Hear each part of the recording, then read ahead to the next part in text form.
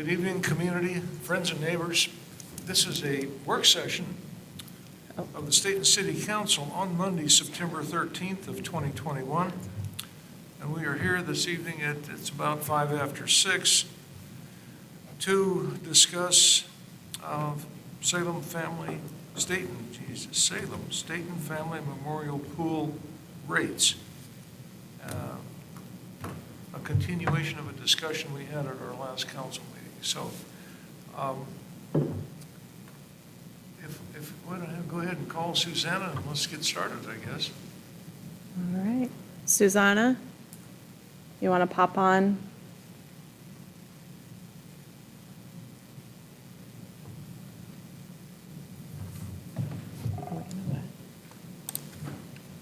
Susanna? Yes. We're ready for you. Okay. Am I just starting or we have to do anything first? No, you're good to go. Okay. So good evening, Mr. Mayor and Council. This evening, we're here to talk about the pool rates and have a work session on the pool. Everybody hear me okay? Yes. Yes. Okay. It looks a little bit different the way you're all turned and you all have your back to me, so I'm not sure. Okay, so we're, so this evening, so this is a picture, first off, of the pool as of last night. Oh, It is ready for opening tomorrow, so I'll share that real quick. Susanna, we can't see your presentation. Oh, it helps if I share my screen, wouldn't it? I'm keeping it a secret. You're gonna just guess what the pool looks like.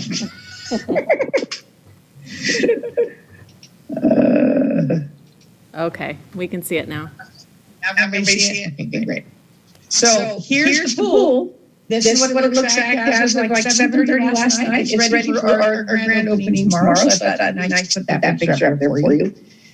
So, and for talking about the pool rates, I thought it would be good for us to get a good picture of what the pool's been doing. So these are my talking points this evening. We're going to go through the history of the pool, the economic effects, what the levy's doing, what our rate or revenue's been doing, what the goal of the levy, what is for, and things we need to look at going forward. So as you have questions, interrupt me as we go, okay?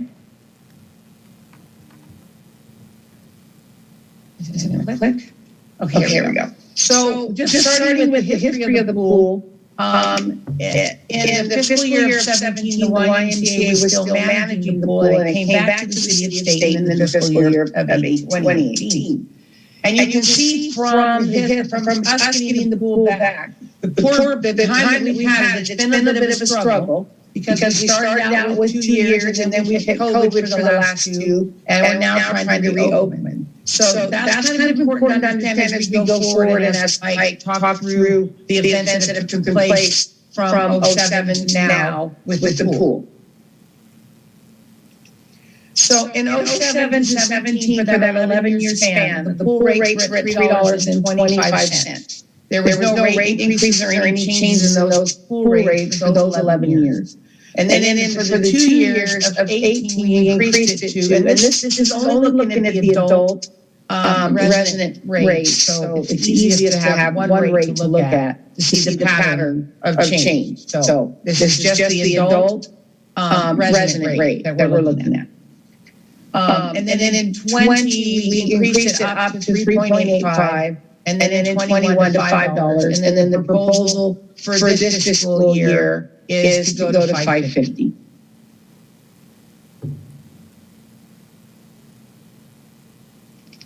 So what does that look like for a percentage change? So we see that we gave it an 8% increase for those 2 years when we went to the 350 from the 325. And then it's a 10% increase, we went to 20.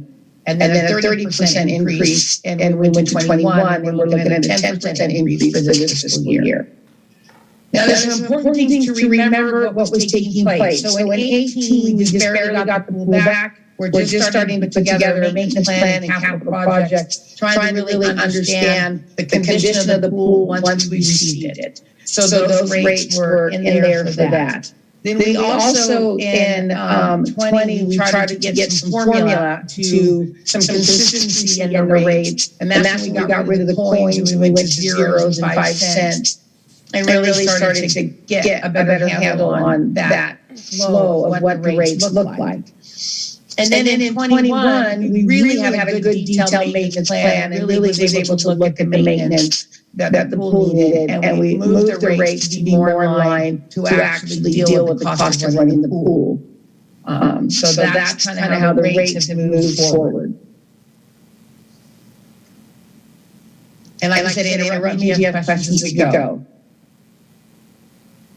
So what another important factor to take a look at is you see that history of how the rates have changed over since 07 to today, is we need to really understand what's happening in inflation and what's happening around us that's affecting the cost of running the pool and operating the pool. It's important to remember the pool is a business and that we have to operate it like a business. And so understanding that, this is another important piece. So one of the major factors that has affected the cost of the pool's increase is our payroll. So over these, from 07 to now, we've seen an overall 32% increase in payroll hourly rate. That is based on a wage study that we did in 2019 to get our rates more in line for what they should be in the state of Oregon. And also, we're also struggling with the constant change of the minimum wage, and that affects on what we're charging, what our rates are for the lifeguards. And as you can see, our current rates right now are $12.98. But that's going to need to be another 52-ish or more increase to be, because the minimum wage is going to go up to $13.50 in July of 22.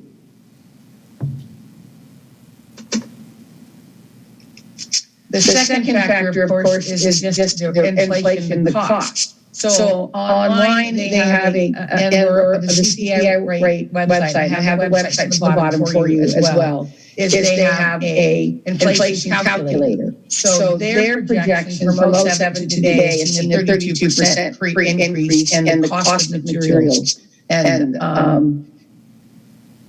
if you look at $100 from 07, for that same buying power today, you have to spend $132. So these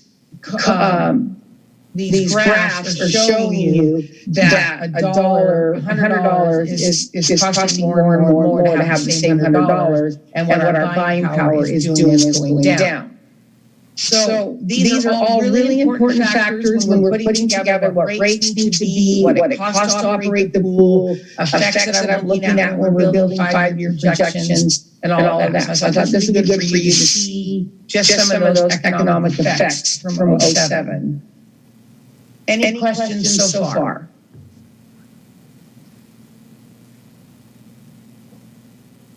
Okay.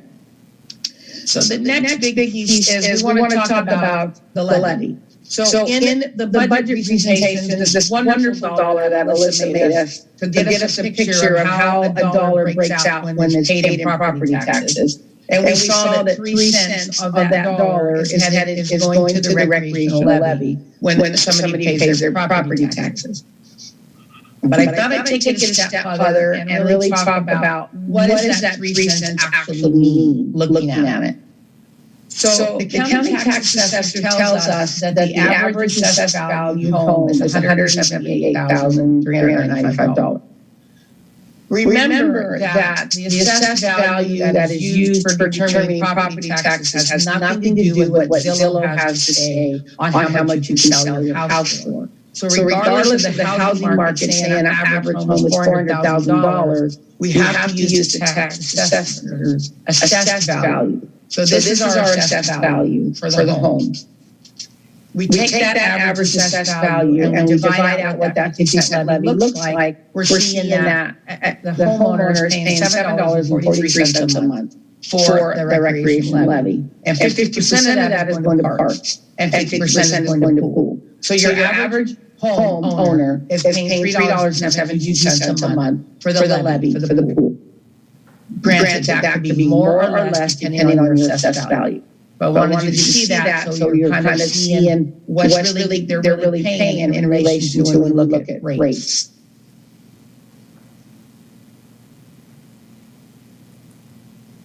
Are we good so far?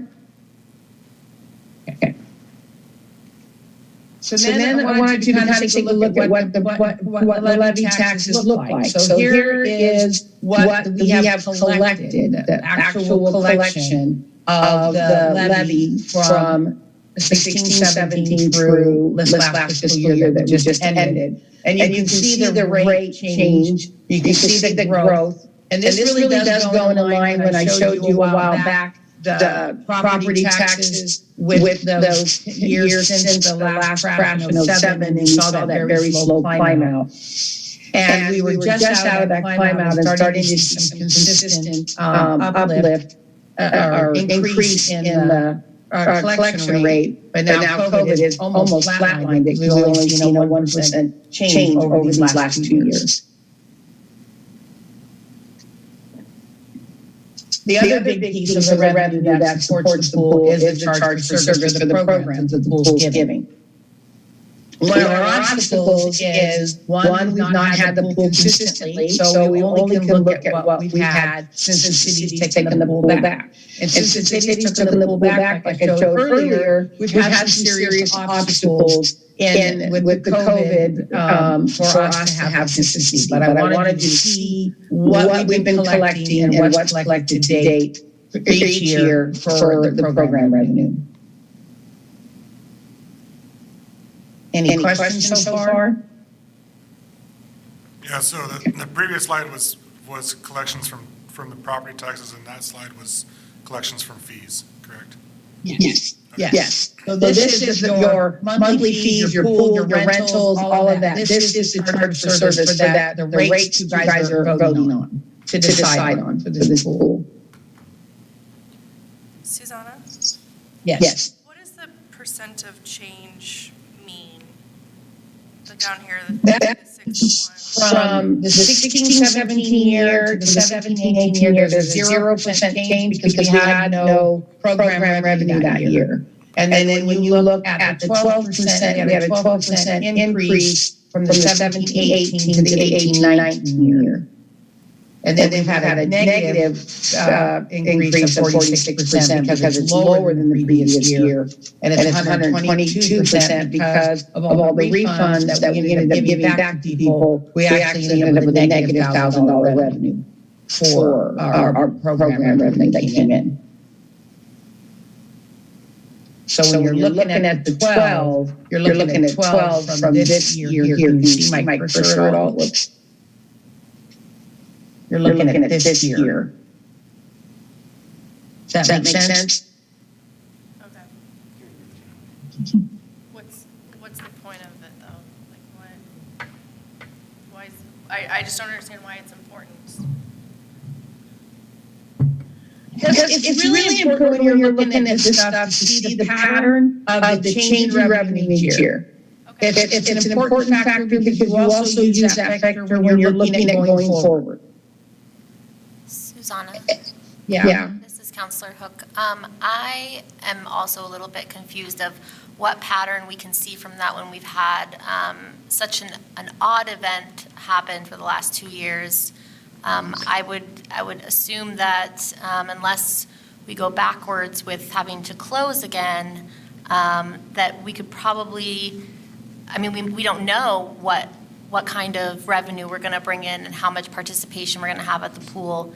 I would imagine we're not going to have negative 122 or negative 46% of change again, that it's probably going to look more like an increase of some kind, especially with people being so excited to want to get back to the pool. So I'm also curious about the point of these numbers, because you really can't see a pattern unless you've got data that really makes sense, and we just have these weird years that have happened because of COVID. Correct. And that's why I put it there, so you could see that. And you would understand that. And know that this is an obstacle as we're building the rates. And the metrics that I use to choose the rates, understanding that we don't have the stable, consistent yearly program revenue. So,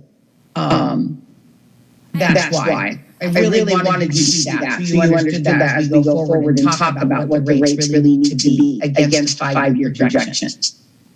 I guess I'm curious if the rates were built off of this -46 and -122, because if they were, then I'm going to have a lot more questions. The rates are not built on this.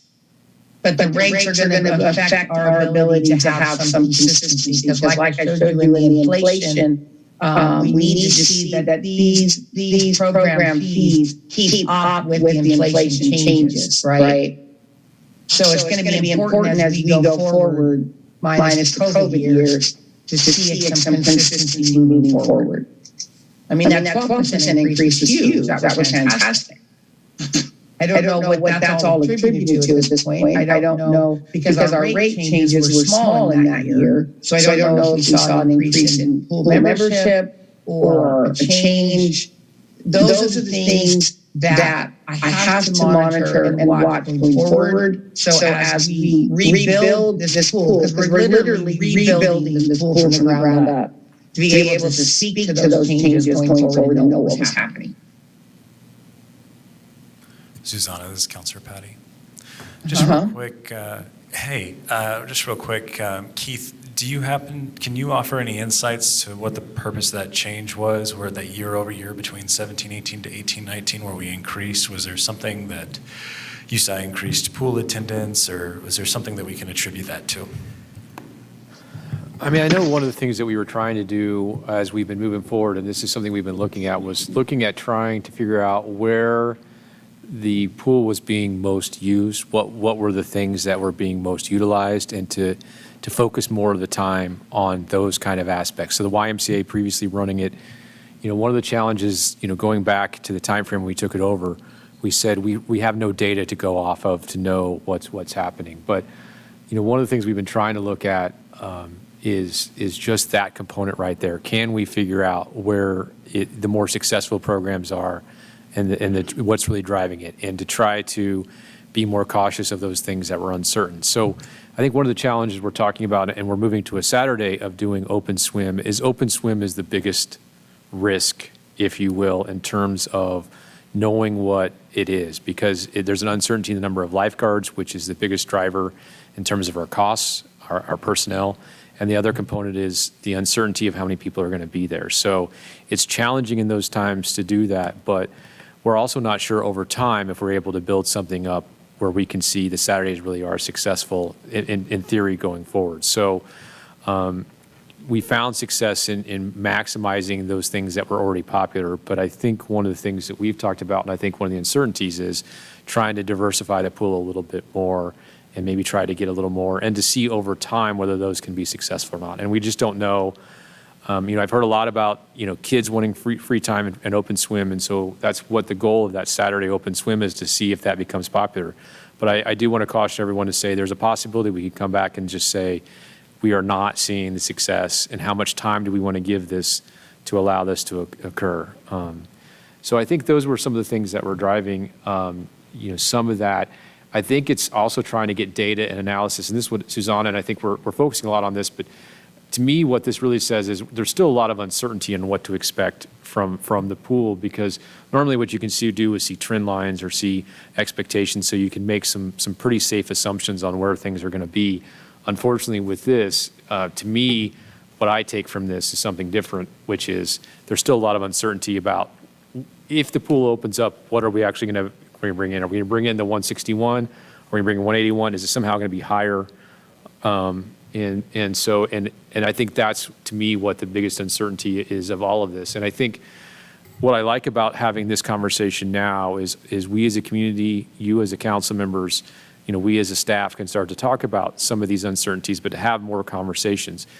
I also want to say, while we're having a longer conversation, it shouldn't necessarily, it is a business, and Susanna's right, we need to treat it like that. So please understand, I'm not disagreeing with her, because she's absolutely right. But there's also things in local government where you're willing to have lost leaders because it provides a service that you say, yes, we're willing to subsidize this, yes, we're willing to do this. It could be very much as a council, you decide, we want those open swims, we want those times, and we're willing to take the costs and the risk. But that means Susanna needs to come up with a good plan, we need to have a good budget, we need to have an understanding of how to do that if we want to do that. So, we can look for those cash cows, to use a business term, but also we may just have the loss leaders that are going to be important to the community as a whole and to provide more to those folks who will support the levy and support the pool in other ways, even if it isn't necessarily a revenue maker. So I think those are all the things that should just be in your mind as you're thinking about this. Thank you. I appreciate that. Susanna, please continue. I appreciate it. Yeah, you're welcome. I think it's important that you see historically what I'm looking at when I'm also doing these things. So it's really important to see this because these affect what I can figure out going forward when I'm looking at patterns going backwards. So, and the more knowledge I give you, the better I think it helps you for when you're looking at decisions that you need to make going forward. So with this very obstacles that are in front of me, as I look at the history of the pool and I look at where we've been and what we've done, trying to figure out what to do going forward has been really difficult. And adding all the maintenance issues, and since the pool's been closed, having Mike in there to really help us build a real clear maintenance and capital project plan, and really looking at what needs to be done on a monthly basis, a quarterly basis, a yearly basis, and actually getting that into our 5-year projections has been huge pieces to just get all these things brought together. But still trying to understand what I need to do with pool rates. I decided the one thing I should do is go see what everybody else is doing. So I went and looked at 5 pools around us. And around us, 5 of those pools, only 2 of them were indoor pools, and 3 of them were outdoor and only open seasonally. So that's an obstacle in itself because I don't have apples to apples to compare. But I still took a look at them and saw what they were doing. None of these cities had levies to help support or subsidize the pools. They were all just strictly based on their revenue coming in. And then 2 of the pools did not even have a difference between non-resident and resident fees for coming to the pool. And then the ones that did have a difference between non-resident and residents, those differences vary between 29 and 33% between what a resident versus a non-resident would pay. So that was interesting for me to look at, and I compared all of the pieces that went with that. And since through this whole example, I'm focusing on adult rates, even though I looked at everything, I looked at their pools, their memberships, all of that, and really looked at how they broke out the differences. But for this example, moving forward, the 2 pools that are indoors, their rates vary from $425 to $575 for a resident and $550 to $675 for a non-resident. Okay, so that was their rates. And then all of the pools, the thing that they have in common, which was another reason for the adjustments that I made to what type of rates we had, was daily rates, punch cards, and monthly or 3-month rates only. And that's why I changed ours, and I did talk to one pool manager, and they said they made the changes to take some of the weight off of their staff, to not spend so much time at the front desk with this convoluted rate schedules, and they made it real simple to streamline their time. So then their staff is more spent with the pool water instead of the front desk. So I did use that, and I did look at those rates that are there currently out there and looked at what our rates are and getting us in line with those other pools around us. Susanna, can you go ahead and share the pools that you looked at? I think that'd be good information. I looked at Lebanon, Albany, Sweet Home, Jefferson, and Turner. And so the only indoor pools are Lebanon and Albany. Actually, Albany has an indoor and an outdoor.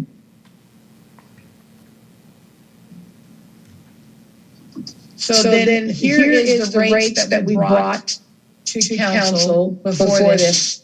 So I just wanted to put those back up there so you have them again to see I'm kind of in the middle, which is what my goal was, to have a rate increase that dealt with getting us in line with inflation and the cost of running the pool, and then looking at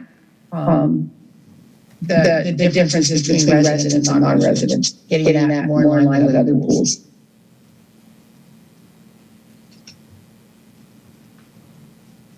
Questions on any of that so far?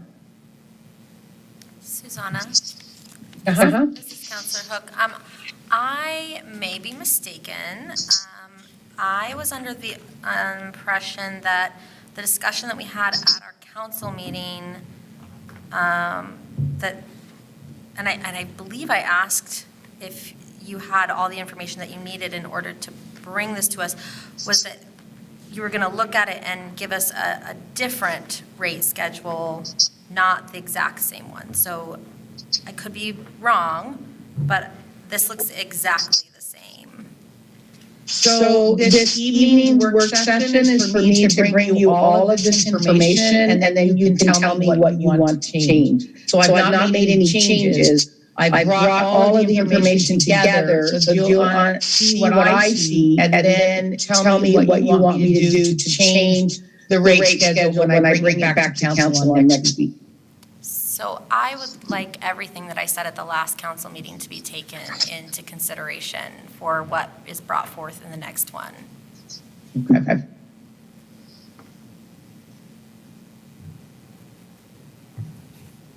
And I think at the end of my presentation is that part is for the discussion and then guiding and letting know which exactly we go back through those changes, and I can make sure that I have them clearly written out.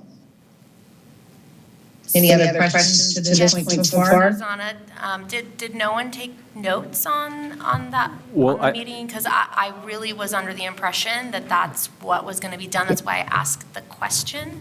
No, I think I can answer that, which is what we decided was you said, let's make these changes, but what we wanted to have was this conversation tonight to go over all of this information, to see if you still stood by, and we've still got some more slides to go, and have an understanding of what it is so that we can have that conversation with, like Susanna said, all of the information that we looked at when these rates were there.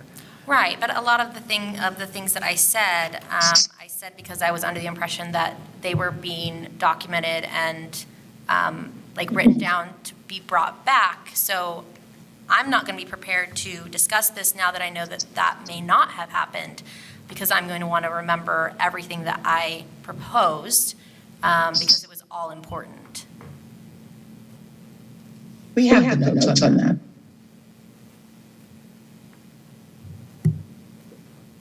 So we have the notes on that. And when you guys are in discussion, I can pull those up. And they're also in the minutes list that has notes as well, I think. Any more before I go on? Okay.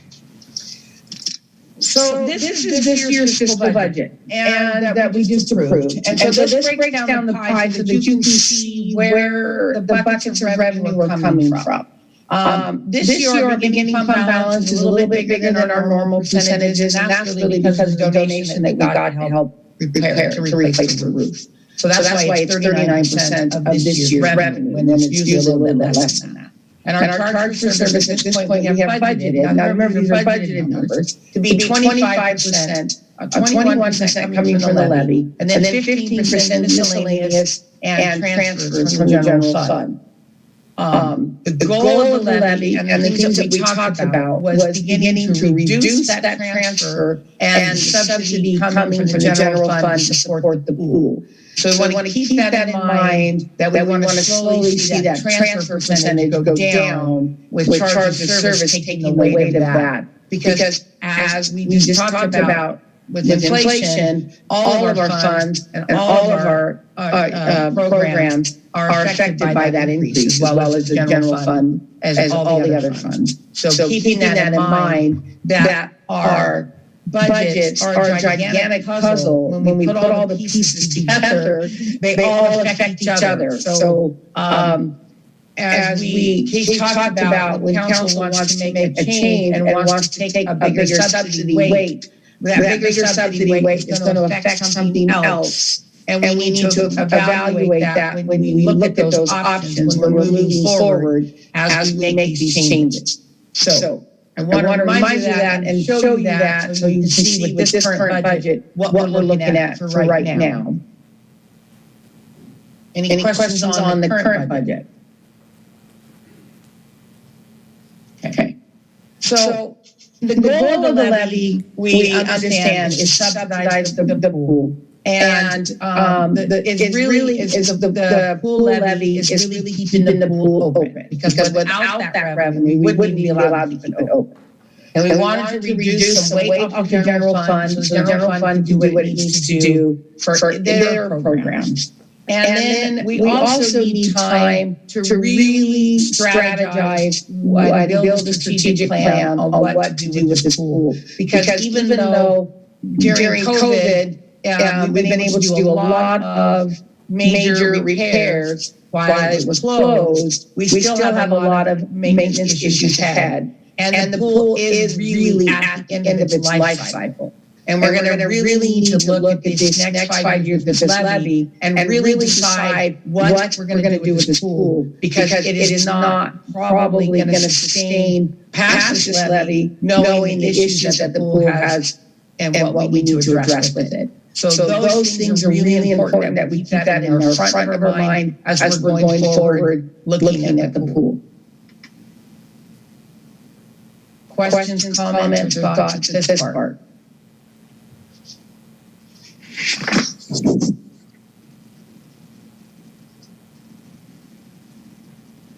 Okay. So this slide was in the budget presentation when we talked about the change that the levy was going to do, and this is what the status of our 5-year projections look like before the levy was passed and what it looks like after the levy is passed. Susanna? And the yes. Hold on, I think the mayor had a question really quick. Okay, sorry. Probably Can't hear you. more for a one-on-one conversation. This is fine. Go ahead. Thanks, Susanna. He said he's okay, so go ahead and continue, Susanna. I'm sorry. Okay, sorry, Mr. Mayor, I didn't even hear you stop me. Apologize. So this is just because when we're looking at pool rates and we're looking at the cost of running the pool and we're looking at all the unknowns, we're also trying to build a future going forward.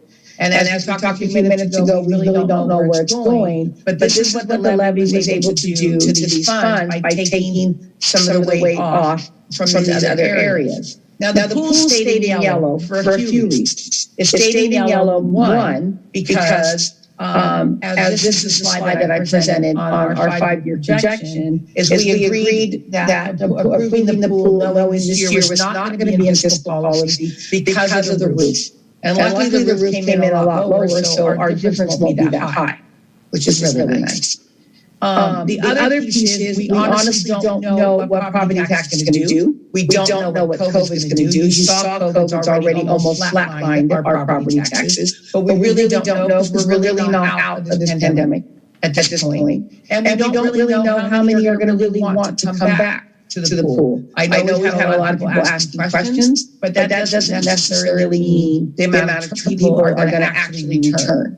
So that's important. And what the rates do. So now this 5-year projection was built on the rates that, and my projections on the rates that I put forward for council before, and what I thought would happen, and hopefully having a full impact pool. So those things we keep in mind as well as you're building rates and moving forward with decisions. Questions on this part?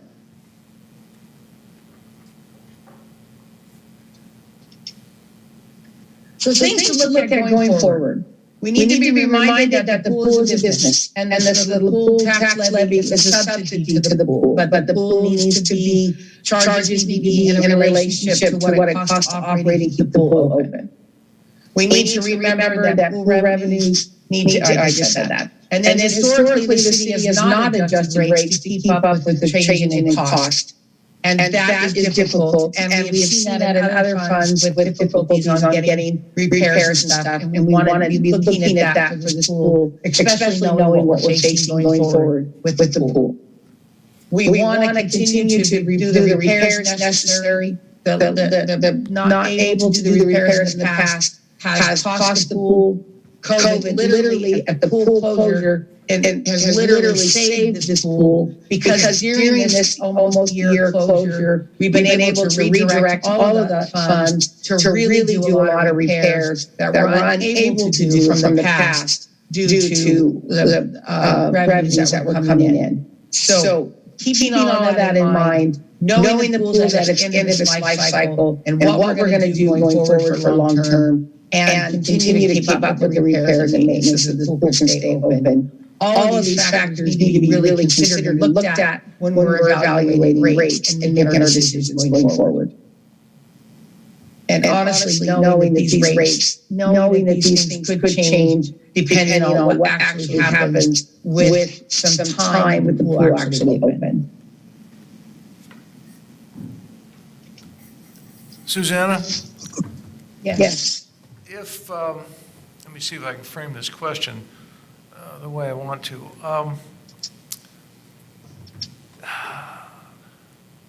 We seem to be sort of stuck where we left off last time, and which maybe raises the question or a thought of some kind of temporary structure. Here's one.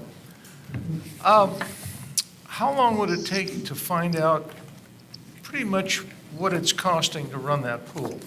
Like it's, let's say, pick a number, $5,000 a month. Would it take a month, 2, 3 months to get an idea of what the actual costs are in running this thing? Susanna, I think let me jump in and I'll let you finish this. I think one of the things that's been really helpful, and we've complimented Michael Brash before, and I'll do it again. Mike has a background with the city of Albany where he was in public works and engineering, did a lot of work. And so he's been the one during this time that has done this. And 5 years ago or so, we started our first capital improvement project list. And I think one of the things that really hasn't been talked about is the pool rates were set without any consideration of what the actual costs were to do it. So the CIP helps you have an understanding of those fixed costs, kind of what you were asking, Mr. Mayor, about what it costs to run it. The report that Mike has now completed, I think we've talked about this, is really the model of what I would like to use going forward for all of our CIP type information. It is an incredibly detailed breakdown on a weekly, monthly, quarterly, and even yearly, and then beyond sort of that. I think long-term, one of the goals should be, especially for some of your enterprise funds, is to start to look beyond 5 years, because sometimes those major projects can be 10 years or 15 years or 20 years out, but you know that there is a major expense coming. Same type thing with buildings and assets. I mean, one of the things with the library right now, its life cycle is in a good shape. We still have at least 20 plus years with that library, maybe more, but at some point it needs to hit the CIP to start to say there needs to be a major investment for that life cycle, either restarting the life cycle by going in and renovating, or recognizing you're going to abandon that building and you're going to need a new one, right? And those costs need to be out there. We've talked several times, and we've highlighted it, and this was a discussion we had to really say that.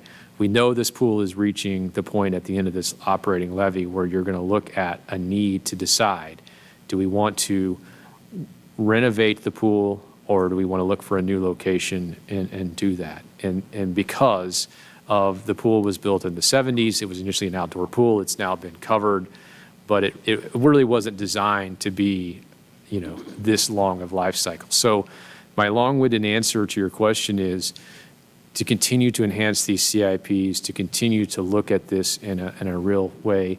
I don't know, Susanna, if you can bring that up to show on your screen the work that Mike has done, but what you're going to see is a really detailed capital improvement plan. And I even say this, a lot of times when you look at capital improvements, you're thinking $10,000 or more, but this is really, he did a great job of getting into all of the things that go into operating a pool and its complexities.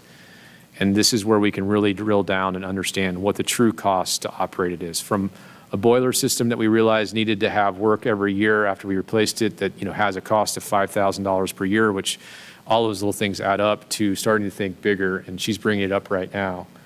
And you can see the life expectancy, the cost, and just the detail that's going into this. And these are the kind of things that really can help you make informed decisions on all of your assets as a community. So Susanna, with my long-winded, I'll let you take over from there on what your thoughts are.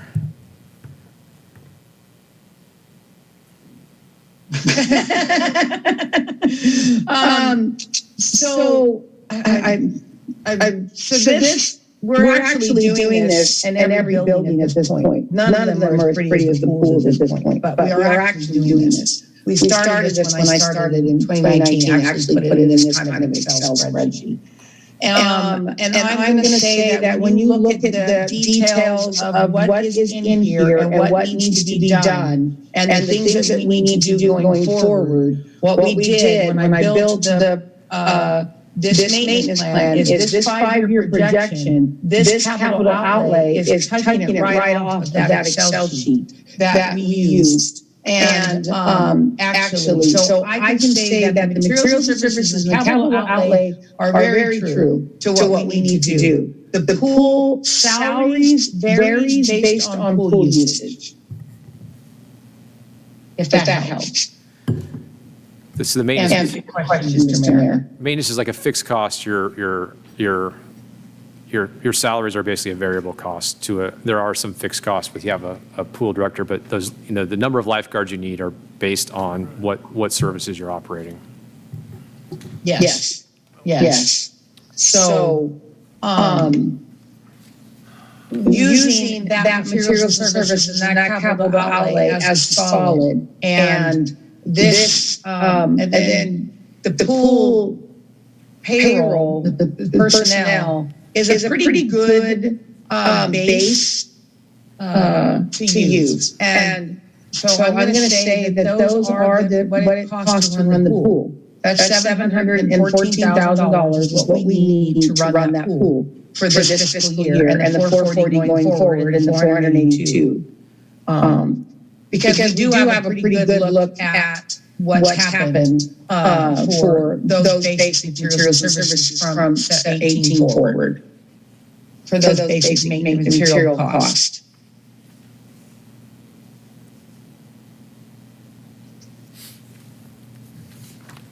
Well, Susanna, one more try. I think we're kind of stuck on wanting to get this thing open and, of course, set some rates that makes it pay its way, but not to the extent that it discourages people from using it. And I'm kind of picking up on, I think, where Councilor Hook was last meeting and maybe some tonight. But it was just kind of this kind of a bump in the road right now. But that's where I'm at anyway.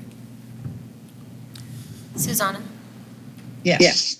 So I'll just start with one thing, and then I will be quiet so that someone else can speak, but I have more. I noticed, that you had said that 21% was coming from the levy. So my thoughts are that charges should be 21% less than other pools in the area for residents respectively. Now, I'm not saying we should lower our rates than what they were before, if that, doesn't match up. But if we want the support of the community in future levies, we need to inspire confidence in those that voted for it. And if we want to think about a long-term vision for keeping the pool open, we're not going to get support in 5 years from now if residents see this as a significant of a rate increase. There's some really shocking numbers still, so I won't repeat myself from the last meeting at this time, but I really think that we need to think about the long-term vision of how upset residents are going to be by these rates. They are going to be livid.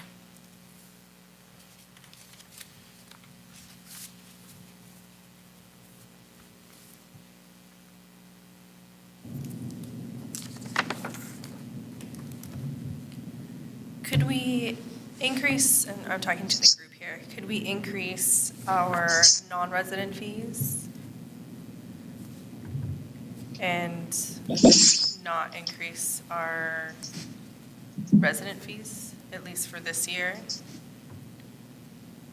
That's, Counselor Ort, I think that that's a good idea, except with the caveat of some of these are like triple what they were before. So like, for example, the monthly membership for a family non-resident was $75 before. It's now $238. That's just, that's so much, you know? I mean, we want people from the outside of the community to come, and like, we want them to have that recurring bill. Okay, so with that, I guess my thought is, why was it so low to begin with? Because if you get an adult membership at $81 and you get a youth membership at $68, okay, this is, obviously these are new rates, but your family membership should at least be more than two people in a household put together. So how did we come up with $75 in the first place? I'm sorry, and I agree with Counselor Hook. I don't remember, honestly, everything that we talked about, and so I have to go back and really think about what, I know some of the conversation and I know some of the stuff that we said, but now I have to go back and look at what the rates were previously as well. So I think I'm going to try to answer some of the questions about the shocking. I mean, I think one of the things we wanted to highlight and go through tonight was the rates from 2007 to 2018 were not set on any sort of capital improvement, were not set any sort of cost, were not set on any sort of looking at what the operational cost of the pool were. It's just, they set them in 2007 without any CPI, without any plan, and they just stayed that way untouched for 11 years. Can I interrupt? Okay. So I mean, I think one of the things, and yeah, and I'll give you a chance here, but I mean, I think one of the things to keep in mind is what we're saying is when you look at the rates from where they were from 2007 till now, they really, with the inflation, haven't increased that much. But the other component of this is there was never anything, when Councilor Ort's asking where these rates came from, there was no rhyme or reason. They were just a rate that was chosen. I'm kind of going back and forth between the two, and I apologize, Keith, for interrupting you, but it really goes to what you just said, that there was no rhyme or reason, and there's, you know, that we didn't increase the rates like we were supposed to, but this is kind of like a reoccurring conversation that we've been having. We've been coming back to whatever it is, if it's the garbage, if it's this, if it's different things, we're having the people to have all this burden of all these costs going up because they weren't increased properly earlier. But to Councilor Hook's point is, how are we supposed to inspire confidence from our community who just gave us more money to run this service, and now we're going to increase it again? And from a community member standpoint, like, to be completely honest, like, they're not going to care about this. This information is good for us to have, for us to make these decisions, but from an optics perspective, like, they're not going to care.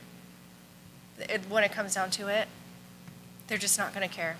And how do we, I guess that's what we're doing tonight, is how do we balance that, making sure that we're making sure the pool can run properly, but also not turning people, one, away from the pool because it's too expensive for them, and then two, like, saying, I'm never going to vote for that levy again. You know, so I see what you're saying, Keith, and it makes sense to me, and it's hard when we're in this room and we have these discussions and we understand, but then I take myself out and I'm like, I get where they're coming from too. Just to clarify, Councilor Ort, you mean they're not going to care about the reasons of why we had to increase the rates? It won't matter to them because it's just going to matter what's on their pocketbook. Sure, that's what I meant, thank you. Yeah.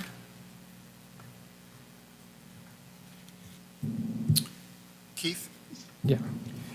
I have to ask some basic budget housekeeping questions because I've got some questions that have been burning for years, and I didn't want to be that guy asking a stupid question, so I'm going to ask them tonight. So my experience has been outside of city government that when you have a surplus in your general fund at the end of your fiscal year, that gets rolled up. And that's federal DOD side, right? Or state, it gets rolled up. And so you're always trying to hit that target general fund of as close to zero as you possibly can. With city budget, when you have that surplus of general fund at the end of the fiscal year, does it roll over? Does it sit in cash? Where does that sit? And because if I hear what I think you're saying correctly, and this is sort of where I'm coming from on this, and this is where I've been trying to keep my mouth shut because I know that it's not a popular opinion. There are these projects that are very substantial to this city coming around the corner, and we either have to deal with it now or we deal with it when it happens, and we don't want to get caught dealing with it when it happens, whether it's a redundant water source or the issue with the sand filtering. Those are very real projects that somebody's going to get stuck with, and we have to start thinking about preparing this city for that. So when we talk about this running like a business, we're not pocketing profits into our coffers where we're paying people more. We're able to set that money aside for these CIPs, right? For these businesses, especially enterprise funds, you're talking about, we're getting into different things here, but when you're talking about water or wastewater, water with the sand beds being a classic example, when you're setting your rates, ideally what you're looking at is the cost of the fixed and the fixed cost and then the variable cost being a little bit with the wages and some of those things. But ideally, and Lance has brought this up before, we kind of stepping back, there was a study done, I think it was about 12 years ago now, that looked at what the water rates needed to be, looking at what some of these projects were going forward. And at the time, and I'm not trying to criticize here, but the council decided not to put those rates forward. And so. Well, that's the thing, right, is if we keep making these decisions, I'm sorry to interrupt. No, please. But I know where you're going. No, this is a work session, so we can go back and forth like this, yeah. And I get the point that we want these things to be palatable, right, for if it's a revenue-generating thing, right, versus tax or versus levies. If it's generating revenue and people want to do that, that seems to me to be a win-win. And I'm not saying let's gouge these prices so that we can do these things. But if we keep doing this across the board every time this comes before the council, yes, we are here to represent our constituents, but we're also here to make the tough decisions to run this city and to prepare this city for any kind of an emergency that might be coming 3 or 4 years down the road. And so I would urge caution when we're trying to talk about $2 here, and I hesitated saying anything because $2 to a single family can mean a lot. I was actually looking at Roth's today. The price of an avocado is $2.25, $2.29. So I was trying to get some sort of, perspective. But the other part to that question is, so just again, does it roll over if there's a surplus?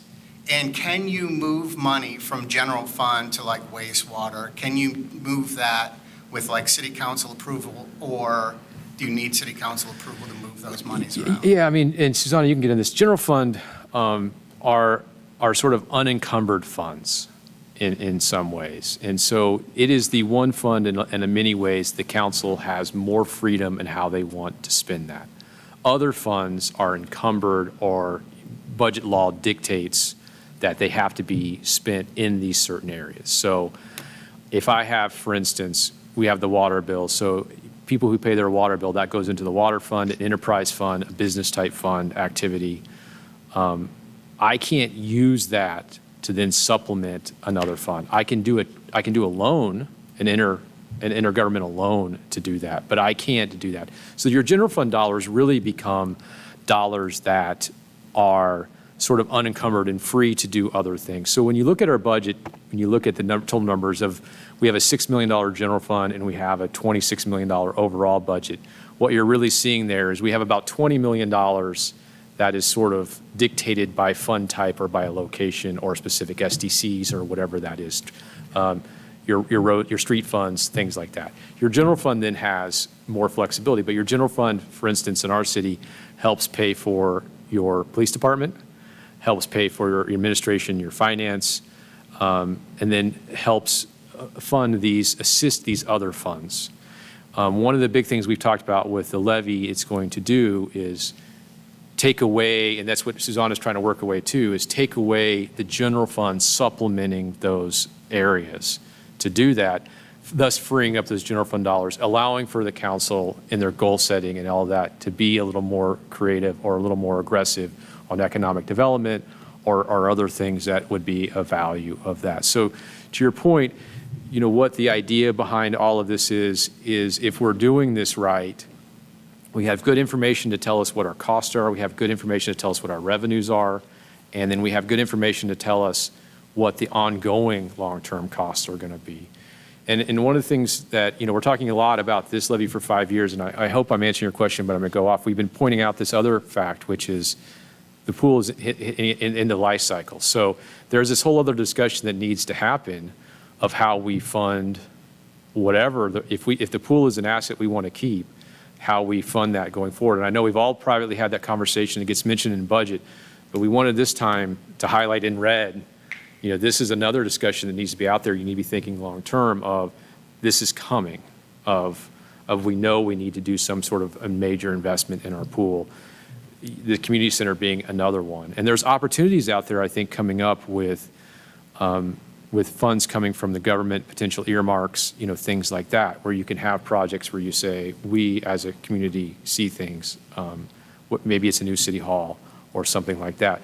But if you're planning appropriately, what you have is you're using your levy and your other resources to start to put away for a new city hall. You know, one of the things I'll talk about, I think it was in 16, we started as a city paying ourselves rent to build up. And Susanna, I'm doing numbers off the top of my head, which is always dangerous, but we built up $700,000 in our facilities fund. Of course, the price of construction right now is ridiculous, but that $700,000 we can put to either renovating the locations that we have or to have money towards a new facility. I wish we had more, but you know, these are the kind of things, the long-term planning. We know we're going to need a new city hall at some point, no matter what.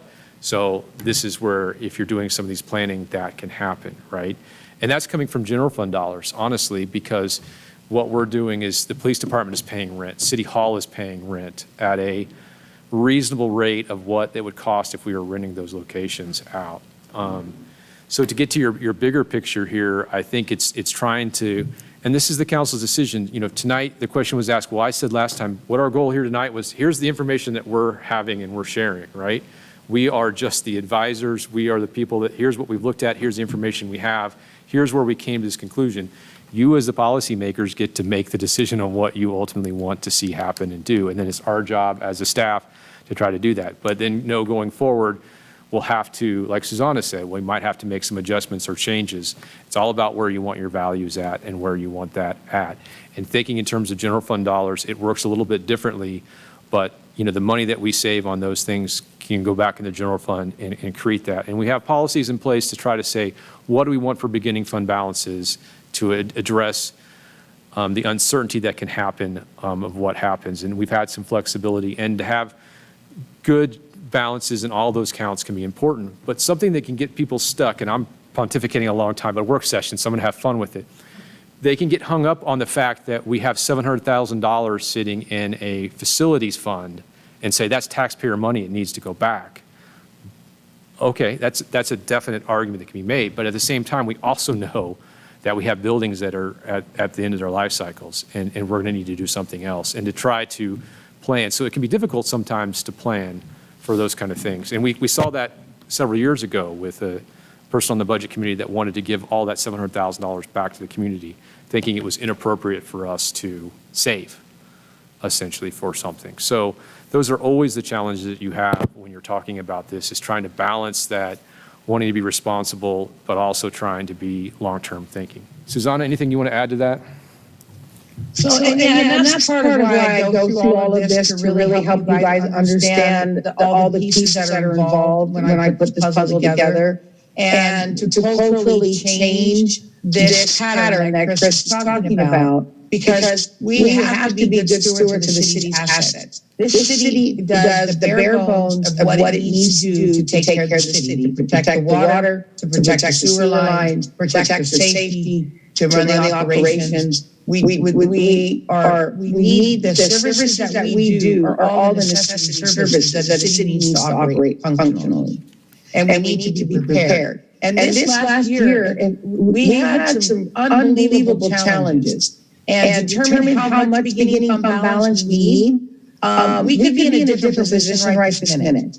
If we hadn't, as a staff, decided to freeze on our spending when COVID stopped, we just froze out all the projects we were supposed to do. We only finished the ones that were almost done, or we were getting too much money from other entities to stop it would cost us more in the future. And because of that decision, we got through pandemic that's still alive, by the way. We don't know economically what that's still doing. Ice storms, fire, heat, and been able to keep all of our services going by having that cut. So those things have to be a part of the decision on what a beginning fund balance actually does when we have unknowns come at us. Those are very important. We've also sacrificed and held back on filling positions, and our staff has volunteered to do double duty. We can't continue to do that. That isn't good for health and welfare of our team members. But as we put those positions back in this year, we still have to know that these things can happen. So all of these factors play into these decisions when we come before you with what we're showing you number-wise and what we're looking at. So Chris, did I answer your question, or because I feel like I went off on a lot of there. No, you got there. Okay. Did that help from my side or not? So I have a question. This is Counselor Hook.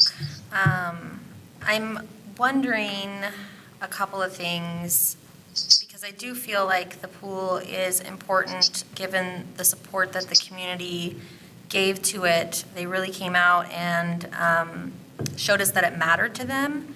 And so I'm not a budget expert, but the only number that I remember was from the budget that I think came from the general fund and was possibly transferred over to the police department, was that $65,000 for like renovations and things like that. And I'm wondering, those types of things, I'm not saying exactly that one, but those types of things, are there things like that that can be held off for another year or something, or like filling, I would love to see the data of how our police department has been doing with being one officer down. I know that that's something that we're hoping to fill in the next year. But how have we been doing without that officer? Can we go one more year? Also, can we use some of those federal dollars that can we use those instead of doing like something like a roundabout? I'm not talking about the sand beds or like secondary water source. I understand those are very, very important projects, and I'm not saying that the roundabout is not important. I think it's a great project. But can we use those CARES Act funds or whatever funds they are? I can't remember what they're called, but ARPA. Thank you. Yeah. Thank you. I'm like, I don't remember what it's called. But can we use those for planned projects that we would have already done, like just generally for the city, that we would have used general fund transfer dollars for, so that we can free those up for the pool right now? I'm just curious about that. Have we looked for grants for the pool? I'm sure that there's got to be something out there that restores swimming pools. There's got to be people out there that are really passionate about swimming pools being available. So I guess I want to make sure that we keep in mind kind of the different funds. So, for instance, there are things that we can look at, like the sand filter bed is something that actually, because of COVID, we were probably able to put off a little bit longer. There's 2 beds that need to be done. But remember, that's the water fund, right? So that's sort of independent. And that fund operates essentially as what they call enterprise fund. It operates on its own, and it's sort of self-sustaining. So I don't mean the water. Yeah, I don't yeah. want to So- I was specifically trying to say not the water, the sand filter beds, and not the secondary water source, because I didn't want to waste time talking about those. But is there a portion of our general fund dollars, and I can't remember off of the budget, that does go over to,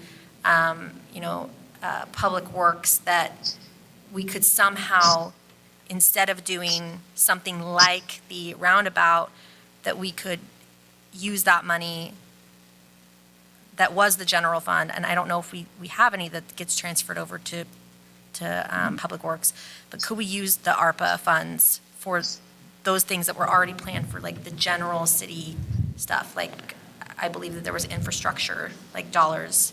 If we had a plan to improve a certain amount of the roads this year, can we use those ARPA funds for that instead? So a couple things. Susanna, the ARPA funds currently can be used for, there are other things, but generally speaking, are designed for water, wastewater, and broadband are, kind of the main areas. There are changes in revenue. Now, I'm saying that with the caveat of the infrastructure bill that has passed the Senate but has not passed the House had language in there giving cities more freedom of how they spent that money, essentially entrusting cities to be good stewards of the money, where initially the federal government seemed to have some concerns over would the cities be able to spend our money wisely. So that can change. There's the final rule kind of dictating that. There is revenues we can make up in terms of impacts that we had to COVID, but I think with the other monies that we've received at this point, the limitations are going to be there. So we need to monitor what the federal government comes out to say, and we need to understand right now that generally speaking, the ARPA money can be used for those 3 things: water, wastewater, broadband. So, currently with like using the roundabout as an example, we've been using street fund, but we've also been using SDC funds, SDC being able to use for items that were upsizing or enhancements to the community, so that roundabout is improving that intersection for future growth, so we can use SDC funds. And that's what we've used to date, and we've also used some grants that we've received to get that to be a shovel-ready project. But what we anticipate, and we'll have the final numbers once the engineering is done, is that project would be $3 million, which would be significantly more than our street fund has. We're currently spending about $750,000 a year, just off the top of my head, on our streets and with our beginning fund balance. So what we know with that, we would need to find partners. We would need to go out and get a grant. We need to go out and get maybe a loan, or look for partners to do that. Maybe look for infrastructure dollars coming from the federal government. We've talked about that some too. What we've been told is with the infrastructure plan that's in place, that again, passed the Senate but hasn't passed the House, is to have shovel-ready projects to go. So that was kind of what we had said with that. So I would say that at this point, there really isn't general fund dollars that we have geared towards doing that. I talk about a $6 million general fund, off the top of my head, and I don't have my budget in front of me, $2.2 million of that goes to police. So, and Susanna can break it down, but there is a limitation on, what the general fund dollars that we have can go towards. So they can go towards other projects, but for something as big as that roundabout at $3 million, it's not something we're going to be able to fund through the general fund dollars. It's going to be something we're going to need to have other revenues or other monies or assistance from other entities to do that. I think in terms of the pool going forward, There are, some avenues that can do that, recreational grants and opportunities like that, but those can be, pretty competitive and not something we can count on. But I think it is something that we can look at. I know Susanna, worked with Oregon Trust to help with the HVAC system where we were able to get $28,000. I think that's right, 25 plus thousand. So I think these are ways that we can be creative to try to address some of these challenges going forward. In terms of planning long-term, if we're looking at earmarks coming back, if we're looking at infrastructure dollars coming in play, these are our opportunities, but they could be a 2 or 3 year project to do that. What I'm told with earmarks are you need to anticipate, for instance, I'm just throwing this out there. Let's say you decide to do the new City Hall complex with the police department all in one. We're having that meeting tomorrow at 6 to talk about that more with McKinsey. But, if you could get plans that would be designed and sort of shovel ready, that would be something that you could potentially look for an earmark for.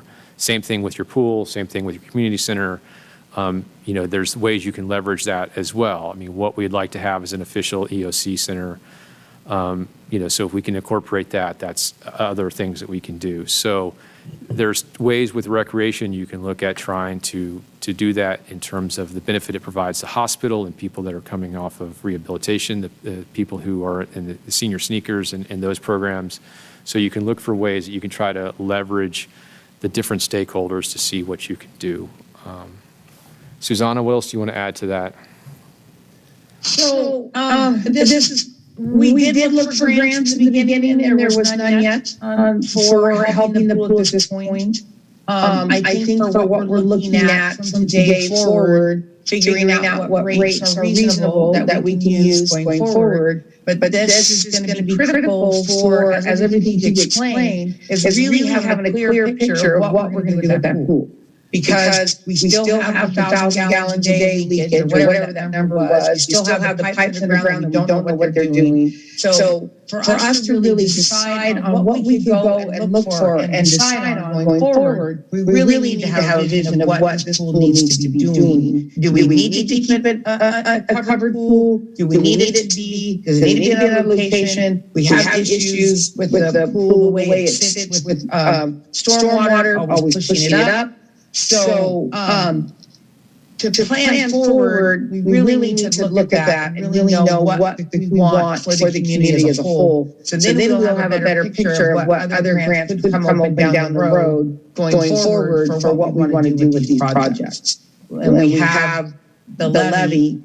5 years sounds like a long time, but that's why I put that on there for us to look at going forward. What we want.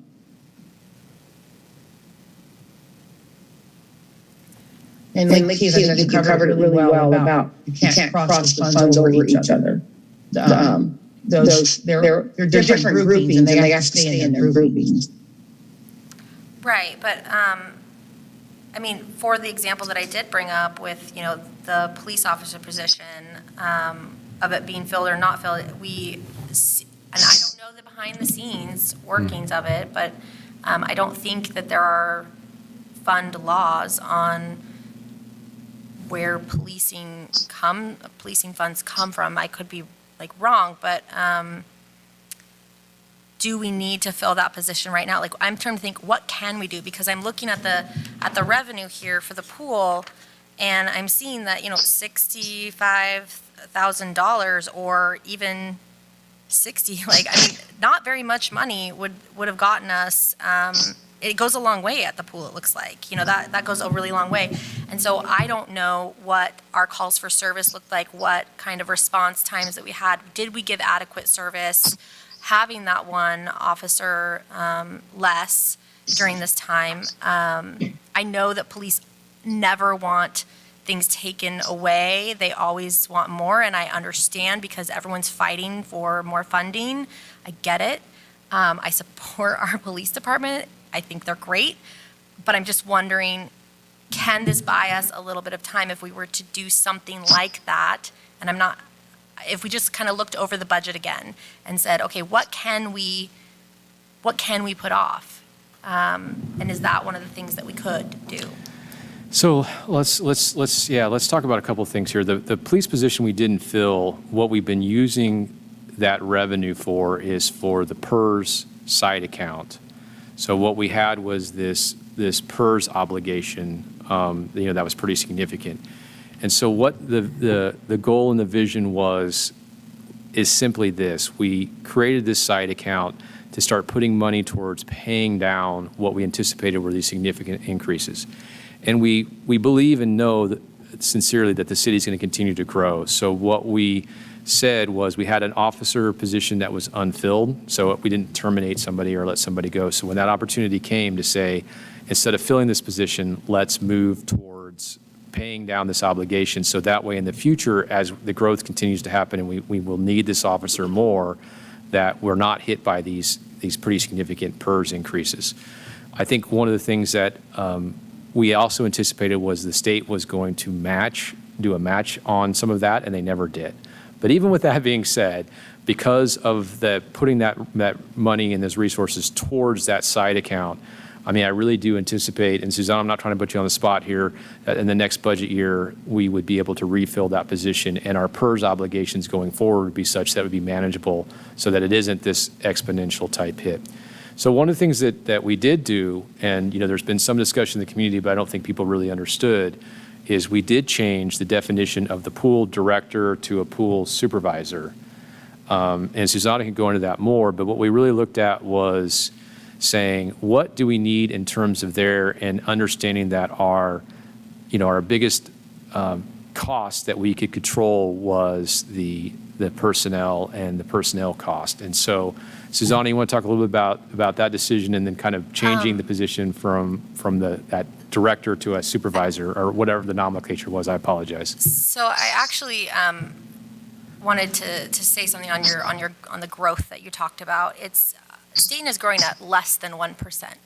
So that is far below what we even projected most of our stuff for many years on. We were thinking it was growing like 3%. And so it's growing less than 1%. So I'm trying to look at things of what can we do? If we've already paid back the PERS and we're doing okay without the position for the police department, can we move that money and wait one more year and use that for the pool while we're trying to figure out what other funding sources we can pull from? Assure the police department that this is a one year thing, because the community is going to be really upset about this. Like, I'm trying to find, Councilor Mullen had talked about, these are the tough decisions that we have to make. The tough decisions also go towards, city departments too. It's not just the tough decisions that affect residents. It's the tough decisions that also are going to impact our city departments. It shouldn't all fall on the taxpayer. Sometimes we just have to make these decisions. So I'm curious about things like this position. I know there's other positions that are unfilled, and I just would like to explore that a little bit more before we go and raise, our fees from a monthly membership for families from $55 to $176, after we've already increased the fees in, I think, 2021, and then we closed the pool. So we're not looking at that we just raised the fees now. We also raised them before, and the residents didn't even get to use the pool after that raise of fees. So I'm just trying to find ways that we can make this happen without impacting the residents so much with such high rates. I don't have a problem with adult rates going from $5 to $5.50 or youth rates going from $3 to $3.50. We're talking 50 cents there. I think that most people, like with optics, are not going to throw a huge fit about that. It's these bigger ones that are the problem. They're very shocking, and I've talked to a lot of people about how they would feel if their rate jumped like that and their jaws dropped. They thought that was the most ridiculous thing they'd ever heard. And that's what we're going to get from other people too. So a couple things. One, the budget is approved for this fiscal year. So if you wanted to go down that road, we're talking about rewriting the budget in the middle of the fiscal year. That would be intense. And at this point, I'm not sure if that would be a wise decision. And Russell, since we don't really know what the pool traffic is going to look like at this point. I am constantly analyzing the budget and we'll be evaluating what we can and cannot do next fiscal year. So those things can come to the table when we're actually writing the next budget. For dealing with the pool rates for today, my suggestion is that you leave the pool rates the same that we did last fiscal year and get a bigger division between resident and non-resident. And then we run with that this fiscal year, see what that looks like, and then we can adjust from there. That means you're taking or you do a 5% increase from what we did last year or none. That's whichever way you do. But I think one of the things is really getting the separation a little bit wider between resident and non-resident. So the people that are not contributing to the levy pay a difference. And you saw that when we looked at, I compared the other communities, they vary anywhere from 29 to 33% difference between those two. We don't have that kind of separation. And one of the other things that's important is I actually built those rates on a formula. So instead of just picking them. So I looked at what a monthly membership versus a daily rate and looked at it from that perspective. But that would be a good starting point at this point and moving forward and see what happens. And as we prepare the next budget, we'll be able to know, we'll have some months here with what kind of traffic we get to the pool. Susanna, I appreciate that you don't want to revise an entire budget. That's not what I'm asking for. I realized that we had to cut positions due to COVID, like in January, I think, of this year. Maybe it was last year. I don't know. All the years now are running together with COVID. So I'm not asking for a revision. I'm talking about, can we look at not filling positions? It's not, I'm not asking for a full revision. Somehow we cut positions without doing a full budget revision. So I feel like what I was asking to look into wasn't really being taken into consideration, and it was making it seem like I was asking for something really outrageous, and I just don't think that that's what I was asking for. So with the pool itself, by changing the position to a pool supervisor and changing the structure, I was actually able to reduce the payroll costs in the pool itself. And that's what Keith was talking about. Because as the pool supervisor versus the pool manager is a whole different level, and that saves a significant amount of money for having that position. And then restructuring how many hours we're actually open a week will affect being able to help the revenue stay in, keep salaries hopefully down depending on how that works. And as we adjust the weekly hours pools open according to the traffic that's coming in. For even any of the general fund positions that we have not filled yet, that have been vacant for longer than COVID, because they were vacant when COVID hit and we didn't fill them, is still a budget change and still going to cause a lot more labor-intense work. At this point, with the budget the way it is, if we approve rates at this rate, or at leaving them alone and only adjusting the other, the budget line is still the budget line. And what revenue we really collect, even if we put the rates that I approved, or if I put before you, if we approve those rates right there, the ones that were on the screen a minute ago, that doesn't mean that revenue is going to come in. Does that make sense? So at this point, we really have to live with it a little bit to figure out what we can adjust from there. And as I said earlier this evening, our staff is already taxed from doing 2 and 3 jobs. We don't need to tax them any harder. And that's really not what we want to do going forward. I'm still just confused of not filling a position, how that is. I mean, government agencies do this all the time, not fill positions, and they do it because the payoff of it saves their program, saves like them having to cut huge services. That is exactly what I'm asking for us to look into, and I'm feeling like maybe I'm not being clear of what I'm asking for because I'm not hearing the answers that I would expect if someone was understanding what I was saying. So I apologize if I'm not being clear, but I'm talking about positions that have already been vacant for a long time and looking into whether they really, how are their services being provided because of that vacancy? Are they affected? And if they're doing okay, can we just not fill it again and take that general fund position and transfer it over to the pool to help get us by while we figure out how many people are going to be coming to the pool this year, what are the trends going to look like, and get us to next year so that we can figure out exactly how much we need to raise our rates.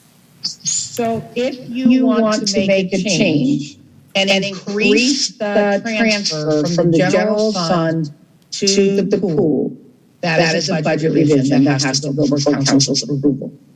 So if you want the pool, the general fund to give more than $61,000 to the pool this fiscal year, that's a budget change that we would need to make. So that's the point where I'm saying that has to be a change.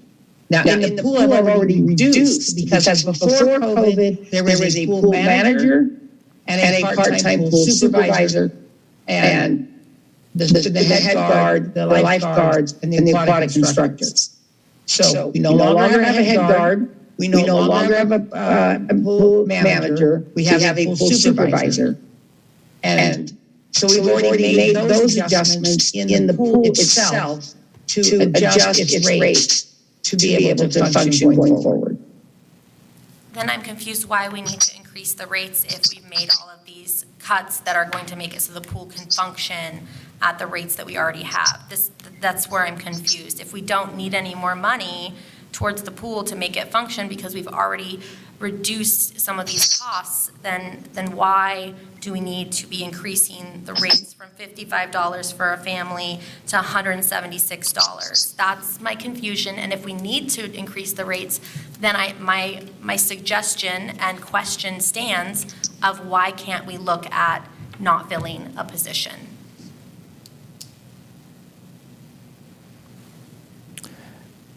So the position you've brought up, so we'll go down this road. You as policymakers can decide what your values are.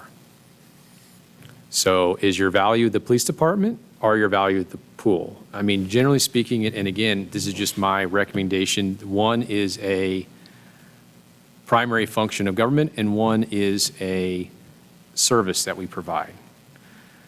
So I would say the police department would be a primary function. I would say the pool would be a service that we provide, an amenity we provide. Now, I don't that's hold on. appreciate it being painted as if I am No. choosing between a safety service and a community pool, because that's not what I'm asking for. I clearly stated that I wanted to see if the police department was doing okay and see the data, if services are being adequately provided to our residents, because safety of our residents is absolutely important to me, and I do not appreciate being contrasted in that way. I'm trying. It feels disrespectful. I'm sorry if it felt that way. I'm trying to help you understand, I think, what is kind of the challenge, I think, I didn't understand, and I appreciate Alyssa helping me here, but I didn't understand the question. What we're using right now of not filling that is to pay down the PERS obligation and expectations so that going forward, our police department doesn't have that. We have the $90,000, I believe it is, scheduled to go towards that side account. That's what's in the budget. Our hope is that after this year, with the $250,000 we put in several years ago to that side account, which came from the closure of the vehicle replacement fund return, and the money that we've been putting the last few years into the side account instead of filling that position, that we could now have invested enough in that PERS side account that the PERS rates are under control going forward, that we now can hire that officer with confidence that we will not then have to lay them off because of those PERS increases. I understand where the money came from, and I understand that it was to pay down the PERS program. Somehow our city has survived, it sounds like, without the officer, and we used it to pay a fund. We didn't use it to provide safety-related services to the city. So if our city is still doing okay this year and we don't need to pay down any more of the PERS, my question is, can we, for one more year, use that money instead of paying down PERS and instead of bringing an officer on, put it to the pool for 1 year while we figure all this out and try to find grant funding and other ways that we can pay for the pool and figure out the kind of rates that we can sell to the residents that they will not ever support our levy again. That's what I'm asking for. I don't think that that's impacting the safety of the city, but I would like to make sure that that's true based on what kind of service we have been providing our residents. Because if we need another officer, truly because our citizens are not being served and we're not giving them the safety that they deserve, then we should absolutely get another officer. The decision at the time was very much trying to be long-term thinking. So you asked about the officer, so I'm trying to answer why I think I struggled with that approach. But to answer your question, you as policymakers can put the values on there. Our job is just to have an educated conversation about what that would mean. What I'm saying is that the money that we have isn't because, the position's unfilled, but it's not that the money is not being used for something. The money is going towards that side account. So if we were to say we want to use that money, so instead of putting it towards the side account, what we would do is say we are going to reduce under the kind of this idea of $90,000 from the police department, give it to the pool. We're not making that investment in the side account. So we're going to be back in the same position with the police department to say, what are our PERS rates? What are the long-term costs of that and the impact of that? I do think the police chief has been clear that he does feel like that position would be of value to provide more services. At this point, our police department can cover 24 hours a day, 7 days a week, 365. And there are times when there's overlap, but there are many times when there is just one officer on duty. And we can do that even with vacations and sick time and things that go into that. I think one of the things in the community sometimes is there's not an understanding, there's a belief that there are multiple officers on, but there are not. But I would say it's not that that position is unfilled. We have had unfilled positions. One that still is unfilled is in the planning department, which is the code enforcement officer. Dan has been doing that position. We haven't looked to hire that position yet. That's a position that was open and we have left unfilled. And planning comes from general fund dollars. So if you wanted to say we didn't want to look at code enforcement and we don't want to hire that position, and I don't recall exactly what we have code enforcement on there right now, but that would be to say we as a community, you as the policymakers have decided you no longer want active code enforcement, and you would rather that money go to the pool. That is absolutely a decision we can make. But to Susanna's point, we are making a budget adjustment, and that would have to come back for consideration. Am I misunderstanding that, I thought, what I think I heard was that as of this year, we are not paying that police officer position towards No, we still PERS are, fund. we still are paying it towards the side account. We are. All of that money is still going towards the side account. And it will go towards the side account next year as well. In this current fiscal year that we're in, that's correct. So where is the officer coming on then, part of the discussion? So that's where I'm confused, because I thought that position was being paid towards the PERS fund, and then I heard that we had caught up with that, and now the police chief feels like we can. We're hopeful that after this year, that the side account will be strong enough and our pay down of the PERS account will be strong enough that going into the next fiscal year, the 22-23 year, that the officers can return, and Susanna's nodding her head. Yes. Now, I'm not saying that's definitely going to be where it's at, but we have had discussions to say, let's look at what our side account has done. Let's look at what the PERS rates are going to be for the officers, because that's obviously a big expense. Anytime you look at the salary of an employee, you need to think of the benefits as 50% of that. So what we're looking at is, and the big thing being the PERS, and several years ago, we had done that analysis, and every community that has PERS is dealing with that. We have a defined benefit for everyone else. Our police department is still on PERS. So that money this year in this budget, and has been for the last few years, is that revenue, instead of going to the officer, all of that we would be spending towards the officer is going to that side account to pay it down. That's the same thing this year as well. So that side account is still paying, and that unfilled position is actually being deferred to that side account through the rest of this year. My hope, our hope, is that by the end of this year, going into next fiscal year, our recommendation would be to no longer put money towards that side account and to put it towards filling that position again. So the FTE is still sitting there as an approved budget item, but what we're doing is paying down that long-term benefit cost so that going forward, our rates will be smoothed out and we know and can estimate and be more secure in paying for the officers. And that all came about seeing that PERS increase and seeing an opportunity because a position was unfilled. Thank you for explaining that.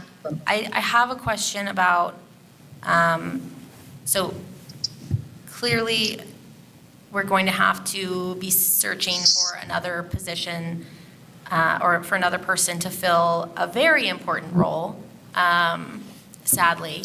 And we're going to have to pay that person probably more than what we're paying them. So a question for you, Susanna, is are we already going to have to do a budget revision for if we have to increase how much we are paying someone for a position to even get a good candidate to apply to Stayton?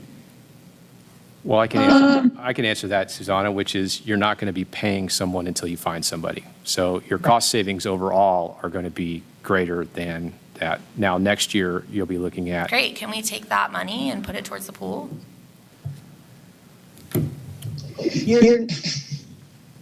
How to explain this to me? All right, explain this to make sense. We don't know what that number will look like. We don't know how long that position will be vacant and to be filled. So to make it, again, to make another decision before we know what's happening is probably not wise. Just like making your, so I guess what I'm hearing that you're stuck at, Paige, is you think that if I'm going to charge $5 instead of $5.50, that difference, I need to make sure I take it from the general fund so that it's there. And that's not what you're trying to decide on the pool rates. That's not, we're not separating apples to apples. So if you decide to leave the residents alone from the same rates that we approved last year and only do an increase to the council, there's no need to make any changes to the budget because we've already made huge changes to the pool structure. And then we just need to live with that and see if it's going to work. Now, if it comes out negative, as we're going through the year, then we can come back and do a revision to increase what the general fund would give. But it's not a decision that needs to be made when we don't even know what the traffic is going to be. I built the 5-year projection on rates increasing at a 10% increase, right? So the worst case scenario is you don't change the residents. You get a 30-something% separation between residents and non-residents. We get to the end of the fiscal year and we're half of what we were hoping to catch. That's just going to put the pool into the red.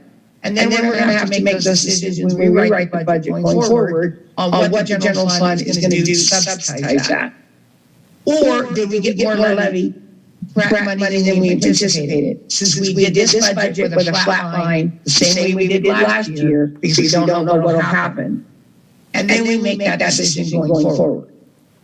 Then I'm confused why we brought forward these huge rate increases to talk about at all. I mean, I'm just very perplexed about why we're even talking about rate increases if it sounds like we can get by without, like, it just doesn't make sense to me. If you're telling me that now we can just get by with keeping the rates as they are, like, why did we have this conversation right now? I'm very confused. Well, I don't think it's a good idea that you don't change the rates. I think you need to keep up inflation. This is why I showed you all the slides I did about the cost and the effects of not keeping up your rate with the cost of inflation. But you're really struggling with having them pay a 10% increase and approving a levy.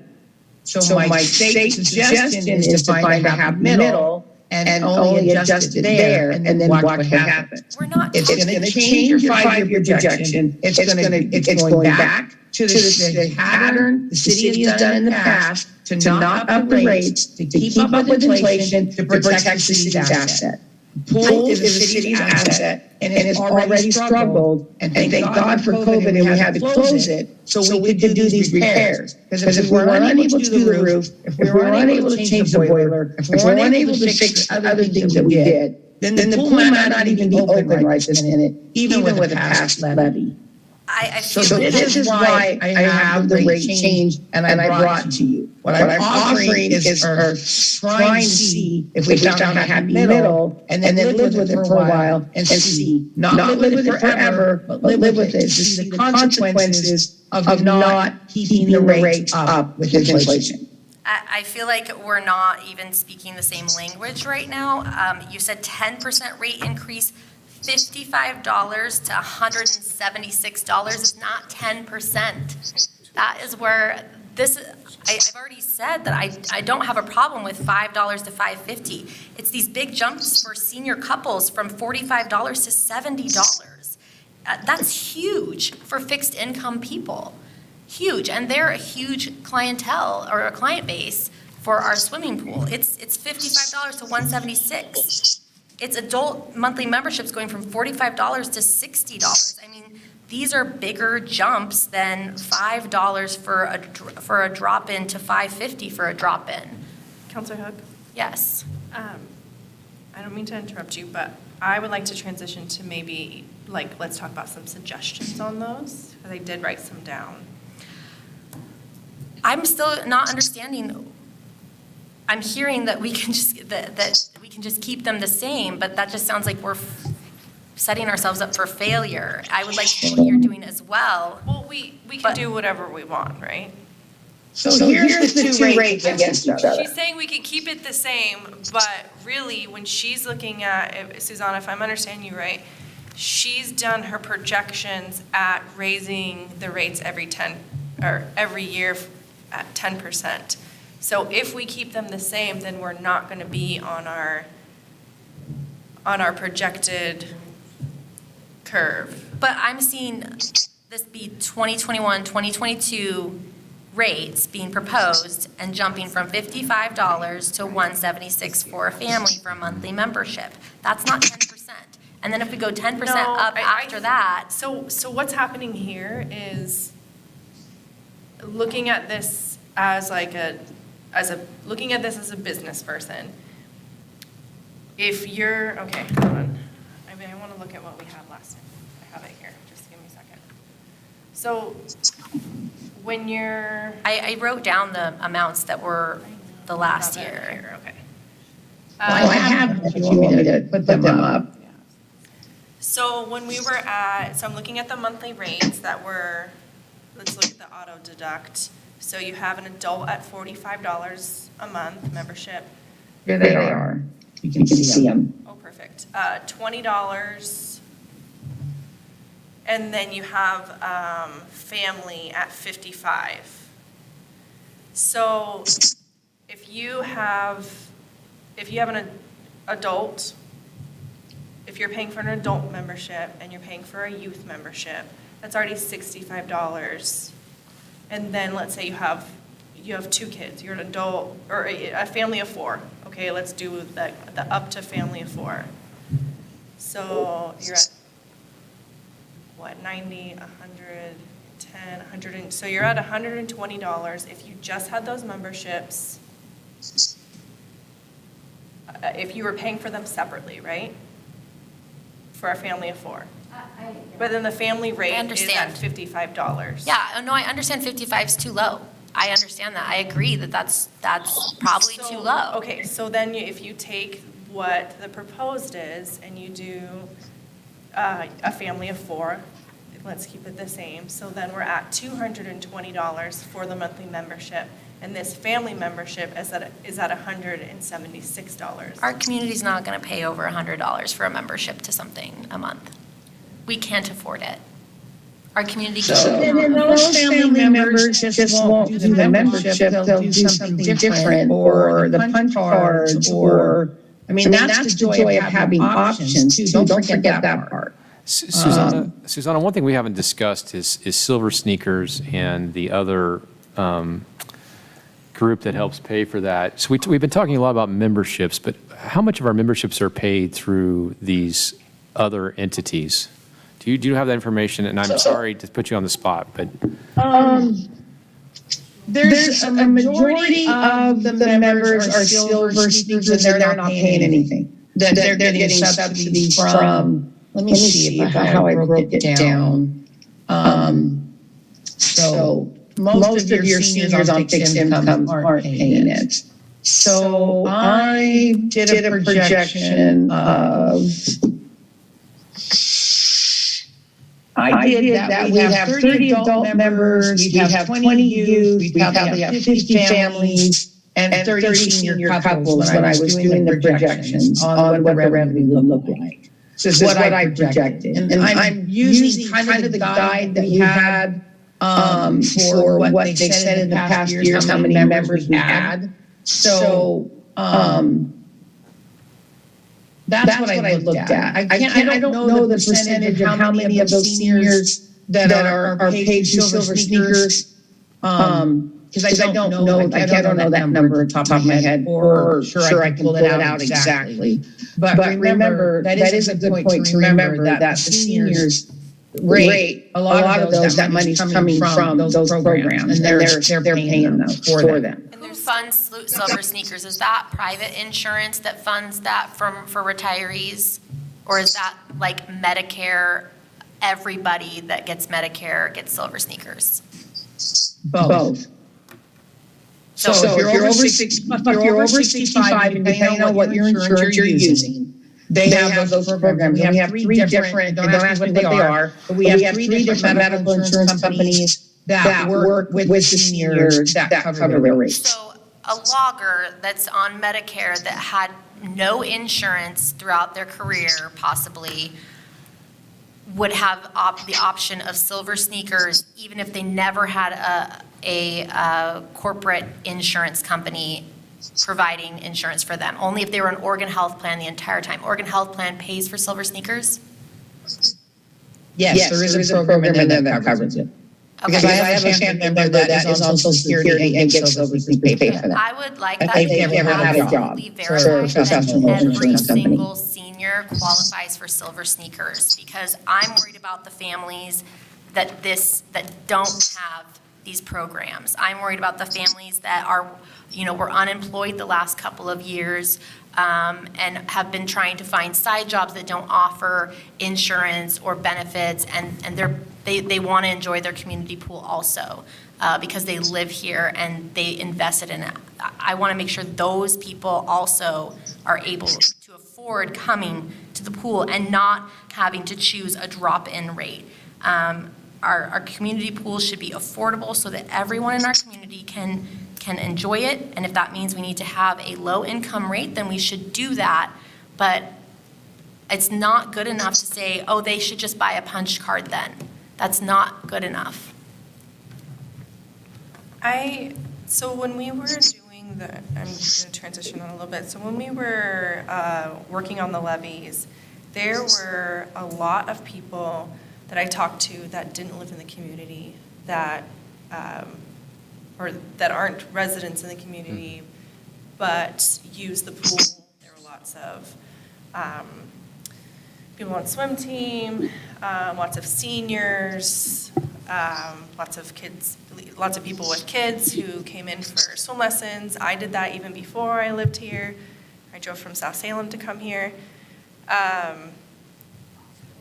The hospital workers. So there's lots of people that utilize our pool, and then those people were trying to get together to essentially raise money for the pool as well. And then I was told they kind of backed off to see if like the levy was going to pass.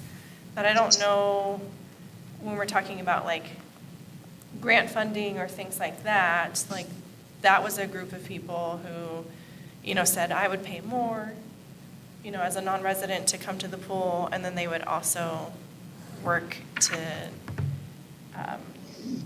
raise money for the pool. So I don't know if like Friends of the Pool or anyone has reached out or said anything about that, but that was something that people were very insistent about that they were going to help with. I heard the same things prior to the levy being passed, but since the levy's been passed, I have not heard any follow-ups. But, I mean, the Friends of the Pool have been, have done fundraising in the past. They have their spaghetti feed.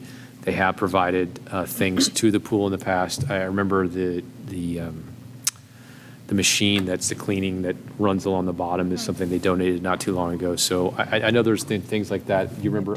They've done grants. And they've done for grants. families, And grants for swimming families, for swim lessons. lessons, that's right. And, Oh, nice. yeah.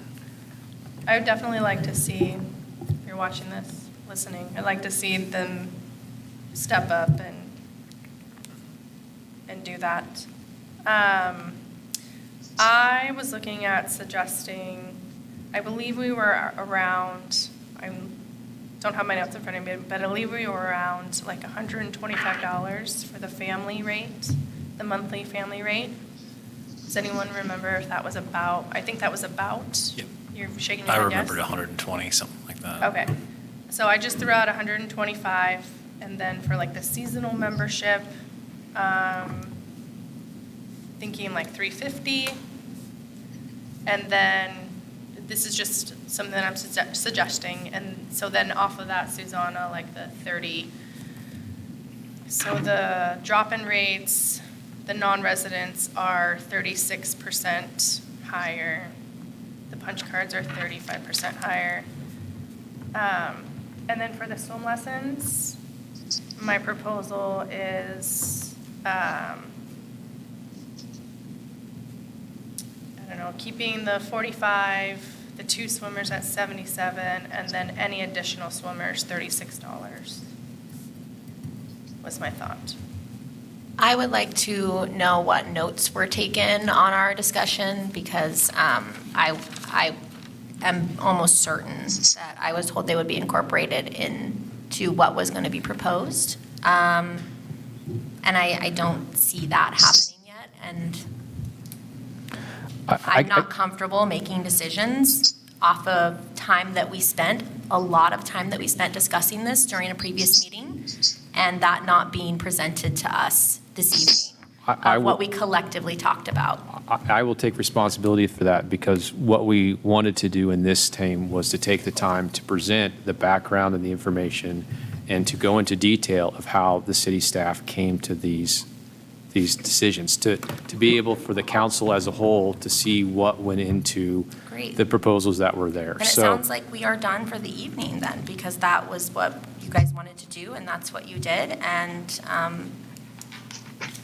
I would love to see the things that we talked about incorporated. Does the rest of the council have thoughts on what they would like to see? Well, a lot of this evening has been, 2 weeks ago, has been how much to subsidize this pool. A lot of these different number situations and employee situations and whatnot, how much to subsidize this thing. And we either let it pay for itself within reason, or we keep feeding it money out of other programs. But whatever we do, I've got to go home in the dark again, but that's all right. As Councilor Ord has scribbled down here, write down some suggestions for next decision, and let's see how it flies. What we're all willing to adjust and subsidize this thing. Because it is a burden, it always will be. A pool is a burden from day one on any community. it costs a lot of money.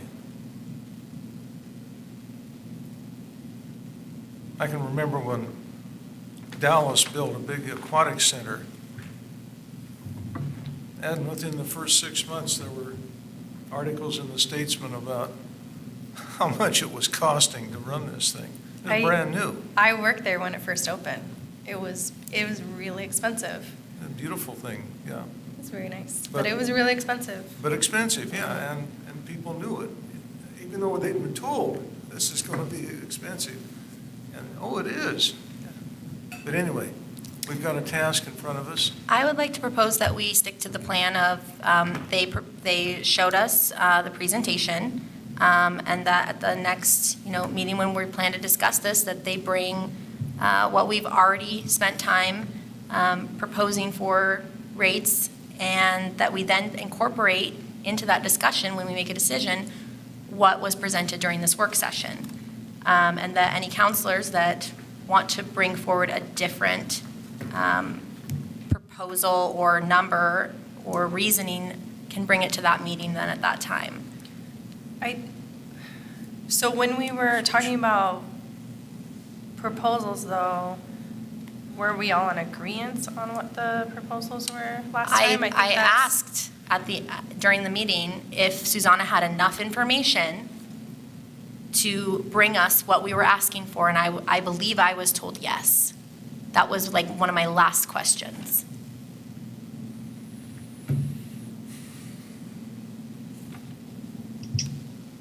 My understanding was that you wanted the hourly rates left exactly the same as so when we opened the pool, that we're doing the daily rates with no changes. And that you wanted a work session to evaluate what decisions you wanted to go forward, looking at the family rate specifically to be reduced. And I just did not reduce the family I would rate like so that you time to guys review can the make a video at decision. this That was my understanding, so I apologize if I misunderstood what you wanted to see this evening.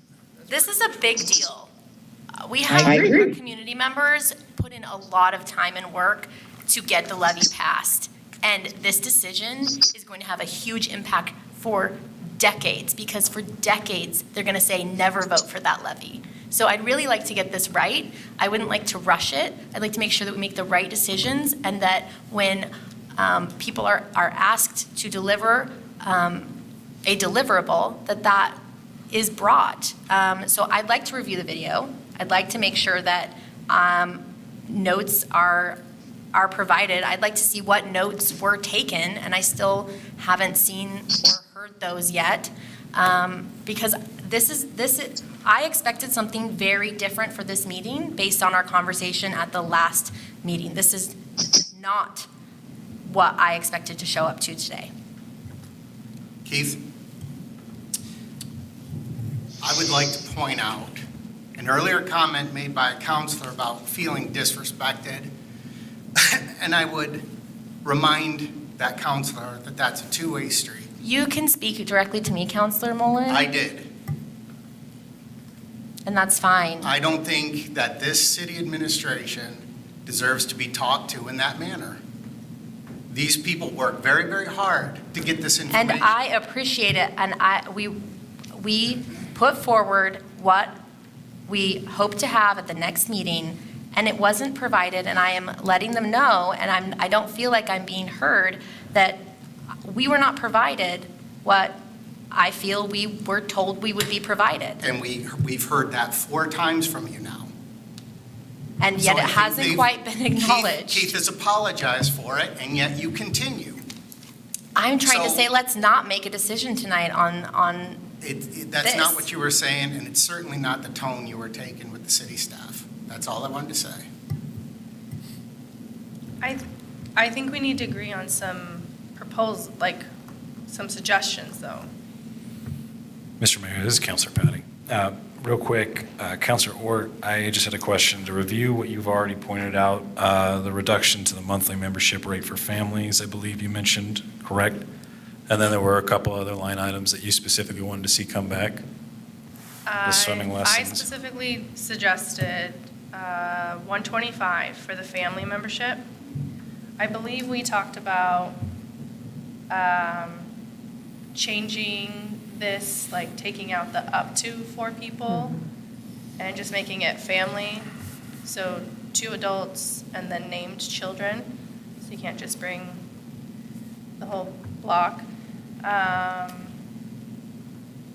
So taking that out, $125 for a family, monthly membership, $350 for the seasonal.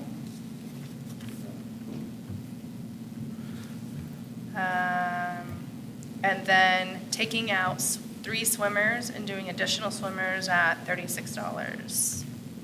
Or Okay. maybe, actually maybe even cheaper because that just gets real expensive.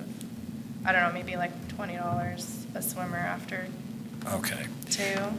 So real quick, Mr. Mayor, I'd be in favor of seeing some of these items come back just as kind of a rate comparison when the time comes to have this discussion again. And in addition to that, Susanna, if we could do some research just when the time comes for that conversation as far as what monthly memberships are costing for these other pools that are indoor and comparable, because I did do a little bit of research beforehand, and some of these monthly memberships, I mean, at least if we were to go with these ones, the ones that are on this sheet, this is more. So I would like to see a rate comparison when the time comes for the monthly membership conversation with the family. But, you know, I think I would be in favor of kind of moving forward with the direction that we're talking about here, of looking at those rates specifically, personally. Well, those family monthly rates have been the topic of discussion the last 2 meetings. Yeah. That's been the focus of Also, Councilor Lake's in- comments both times, is that family rate. I was just trying to make sense of it, or trying to explain it. Susanna, I know that this is more of a, we make the policy, you guys do the general day-to-day. But for like the swimming lessons, you had mentioned that they were going to be 2 weeks every day for the 2 weeks. And just coming from a, I'm going to say it again, from a mother's perspective, that is a lot. Like, I'm a little hyperventilating just thinking about it. So if I could just make a suggestion, and again, this is not me telling you what to do, this is me just making a suggestion. The 2 times a week for the 4 weeks was a better fit, I believe. I'm going to second that. Yeah, that's my error. There was another city that does it like that, and then, I double checked with other people, and yeah, whatever we were doing before we closed COVID, it's 30 minutes for a lesson, right, for the 8 sessions, so. 30 to 45, depending. That's my fault Yeah. for So whatever mixing number- stuff up. I would suggest keeping that. So- Yes, we're gonna do exactly what we did before with the hours of swimming lessons. And then, so to Counselor Hook's point, if we could just go back and look at the notes and just see if we could have this information with, I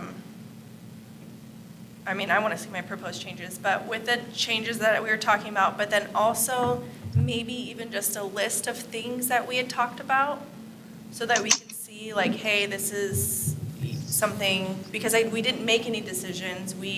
What we decided that night, now that we're talking about it, was to keep the daily rates the same so we could open the pool and then have this Yeah. conversation. Here, here. Yes. Good, good. And those rates are up on the website right now, to exactly what the daily rates were before, and ready for opening tomorrow. I did see that. So, yeah, if we could just all have in front of us, like, you know, I don't even care who said it, but just like the suggestions that were thrown out would be cool to see. I'd really like to. So I have so far that we want to compare the monthly, other for those same pools, compare the monthlies against the monthlies that I proposed. Reduce the family down to 125 and 350 for seasonal. And to, was that it? Oh, and you wanted me to reduce the I put a 15% increase on the swimming lessons, but I can reduce that down to a 10. Or what did you want for the swimming lessons? Reduction for additional swimmers, is that what you're saying? Yeah, that's what she's. Yeah, I mean, once you get into having multiple kids in swimming lessons, it just gets really, So okay, so let me look at what the other cities did with the pool for swimming lessons and have like one rate and then a certain amount of dollar per kid additional. yeah. Because I did 15, so you can see this. Here's my sheet, right? Because I try to be organized how I put this together. So this one here has a 15% increase from this. So if I left this alone and just did a flat rate per kid, something like that is what you're more looking at. No, I was saying like additional kid, a flat rate Yes. for like, Susanna, can you shrink your screen a little bit for Excel? Because it's coming off our screen here, so it's a little hard to see your left side of your screen. You need this bigger or smaller? Scroll to the side a little Yeah, bit. scroll to the right a little bit. Oh, hold on. It's just the way it's presenting here, we're not able to see your, so. Okay, let me do this. And I can get it in the center more. Is that better? Yeah, that's better, thank you. so for clarification, Susanna, I was thinking keep the 1 and 2 swimmers the same and then. Okay. And then change it to additional swimmers. And I would even be open to looking at what other cities are doing with that as well. I don't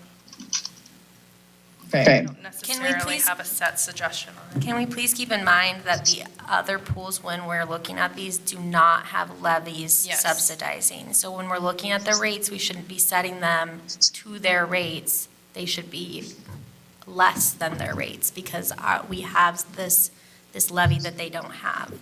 And I really don't think there's a family that is going to be able to afford, that doesn't have private insurance, that has these programs, anything more than $100. That's still almost doubling what the rate was before. I think $99, it's a psychological thing. If they see 100 and something, it's going to be too much. And I think we should care about the people that can't quite afford some of these things. So with the family membership, you see that this changed, right? Because this is a 10% discount. If you buy 3 months at once, you get a 10% discount. So you notice that this changed. We can increase this discount if you paid for 3 months and then that would lower that even more. So if this was more of a 15% discount, then it's bringing it to $320. And I think you said you wanted at least $350. So this is the logic of what I did when I put this together. So there was some sort of consistency, because one of the things I did see when I looked at other pools is they had a discount formula based on how they decided to pay. And depending on how much they paid, depended on their discounts. So at this point, you get 10% off for doing 3 months at once. So I can relook at what some of those discounts were too and look at those. Susanna, I have one more thing. This is Councilor McDonald. Sure. You mentioned briefly earlier that you had data as to how many memberships we had previously. Is that right? I used when you look at our budget from the prior year, it tells you how many members came, how many members we had. I used that when I did a calculation of kind of guessing how many members might come when I came to the revenue dollars. Is that what you meant?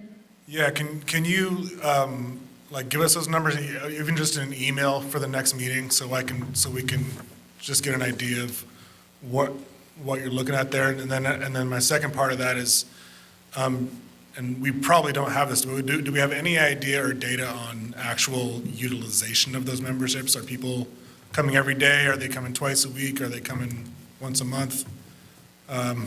Do we have any idea of how often they're actually utilizing those? Not very well. The data in the system wasn't as good as it could have been. So I've struggled with trying to get that data out on how much we use on a daily basis. Going forward, we're going to rebuild it to be able to. So that's why I'm just using what the numbers were given before and then kind of running with that. Yeah, Looking at what we did with the budget last year. my point with that is that because we don't have that data, and I knew we didn't, this is all Right. kind of a guess.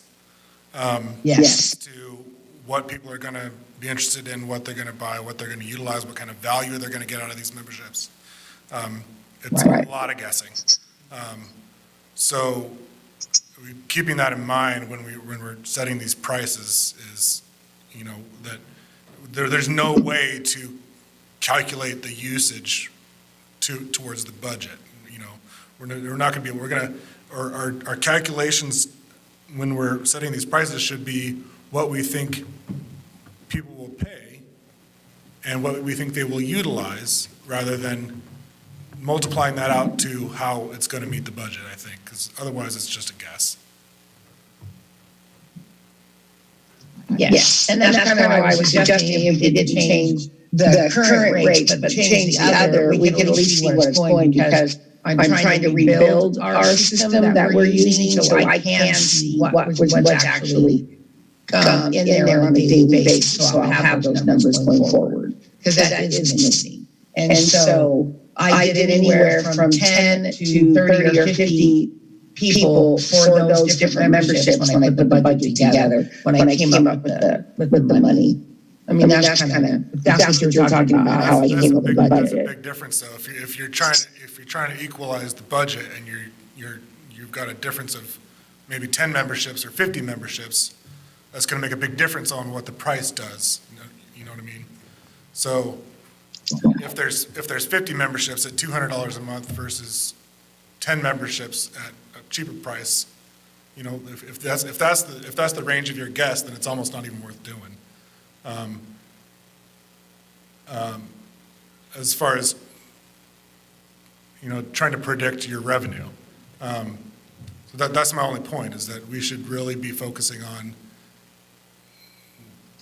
what's going to get people in the door using the memberships, and not even consider how it's going to affect the budget, because we don't know.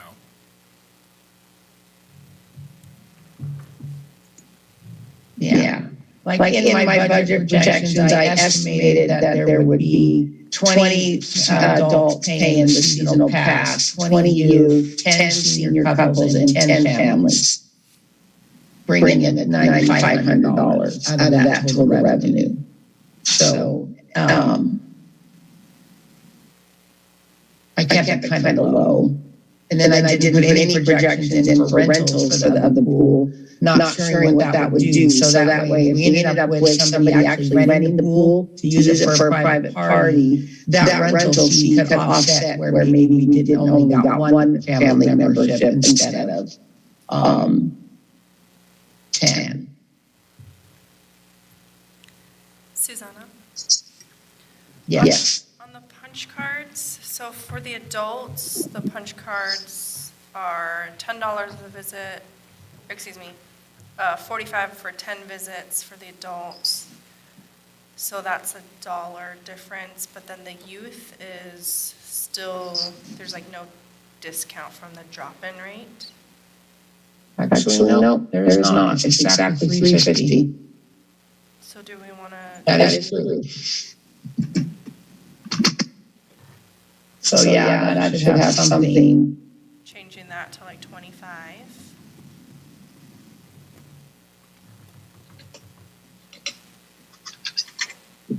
Would bring it to 33. Okay. And these formulas are here, so these are changing with it. But yeah, that's no discount, so even a little lower. I don't know if I put down what the other pools did for their differences for the.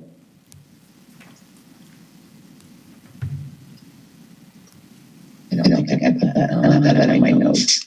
Okay. So this one is round, is a dollar difference. This would be really. If you did it to 3, it would bring it to 31. From this one. And then there is, no punch card for families. And Then for an adult membership, you look at this daily rate. If this daily rate was gonna go to the pool every single day, which we know they're not, right? It's 24 days a month. It would be $384 for that family. If they were gonna buy a punch card. And so trying to look at what kind of a discount they would have for paying for their month. Can you, so for the youth and the seniors, so because we combined that one, at the youth, they were paying $20 a month for their membership, so that's more than doubled. But it's only. For their, for this one here, for the other rates. Well, so previously, we had a youth rate of $20 for monthly memberships, And seniors at 30. and seniors were at 30. Or, yes. And they have a little bit different down here. What are the, The punch card, so the punch cards are down here. So a senior punch card for 20 visits, and now we took them down to 10, everybody else did 10, and that made sense. So they were at 60. So to take it down to 10 is 30, and here we took it to 31. So it's a dollar difference.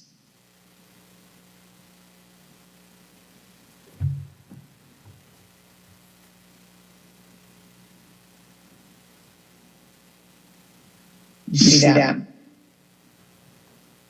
Because this green is the punch card. And the punch cards are right here. So they used to be 20 punch cards.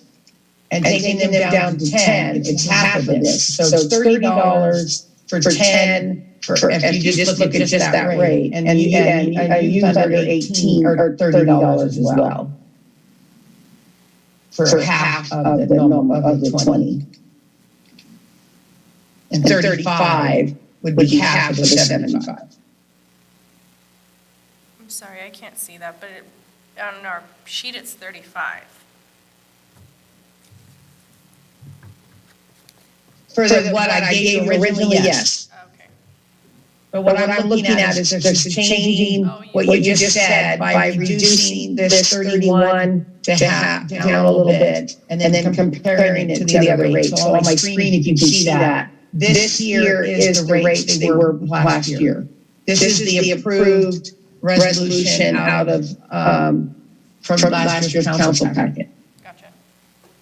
So last year, for adults, it was $75 for 20 cards. And half of that, so it's $10 more by making it 45 this year. And then if we add that $3 instead here, then what we end up doing is it's $1 more because now it's $31 for seniors or youth for 10 visits, and it was $30 over here for 10 visits. And that's giving them $3 each visit instead of the $3.50 because that would actually have a discount for buying a punch card.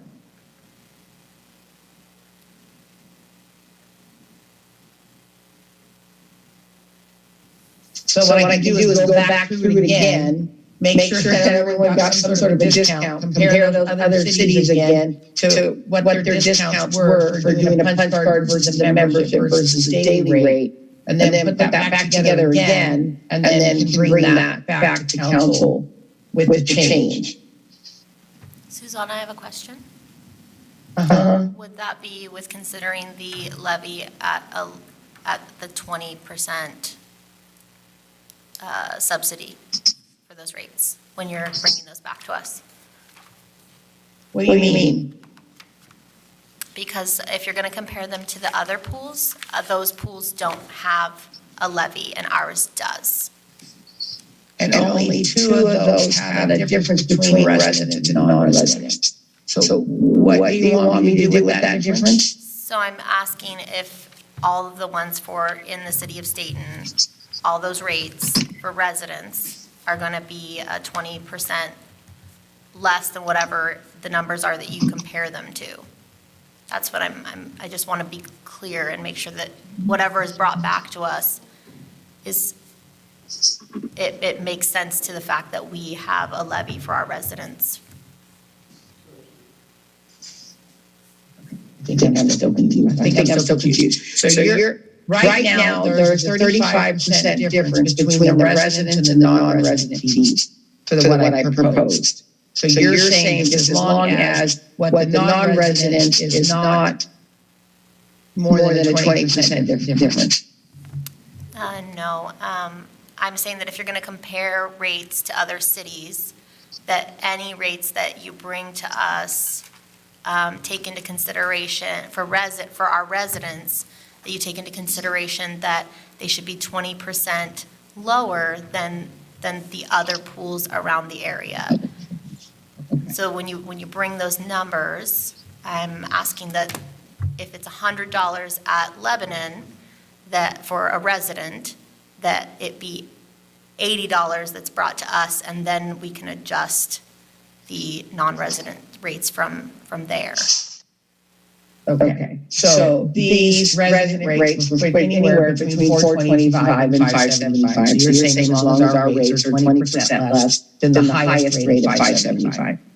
Without reducing them from what we already have set. I personally don't think we should reduce what we currently have set for rates that the public is already okay with. So if 20%, ends up being below the $5, then I don't think we should move it down to 425. If that makes sense. Gotcha. Okay. Put it at 460. 570. Gotcha. So I see that. Okay. All right. Do you need to see this one more going down or?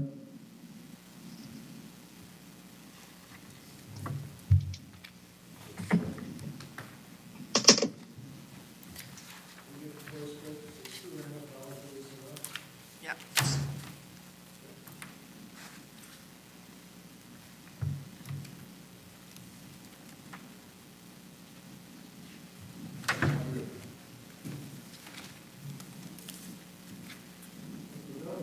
Okay. Is that all? Or is there more? You want me to be having my notes like I got them here? I'm good with that. Okay. Thank you, Susanna. Thank you, Susanna. Thank You're you. welcome. You're welcome.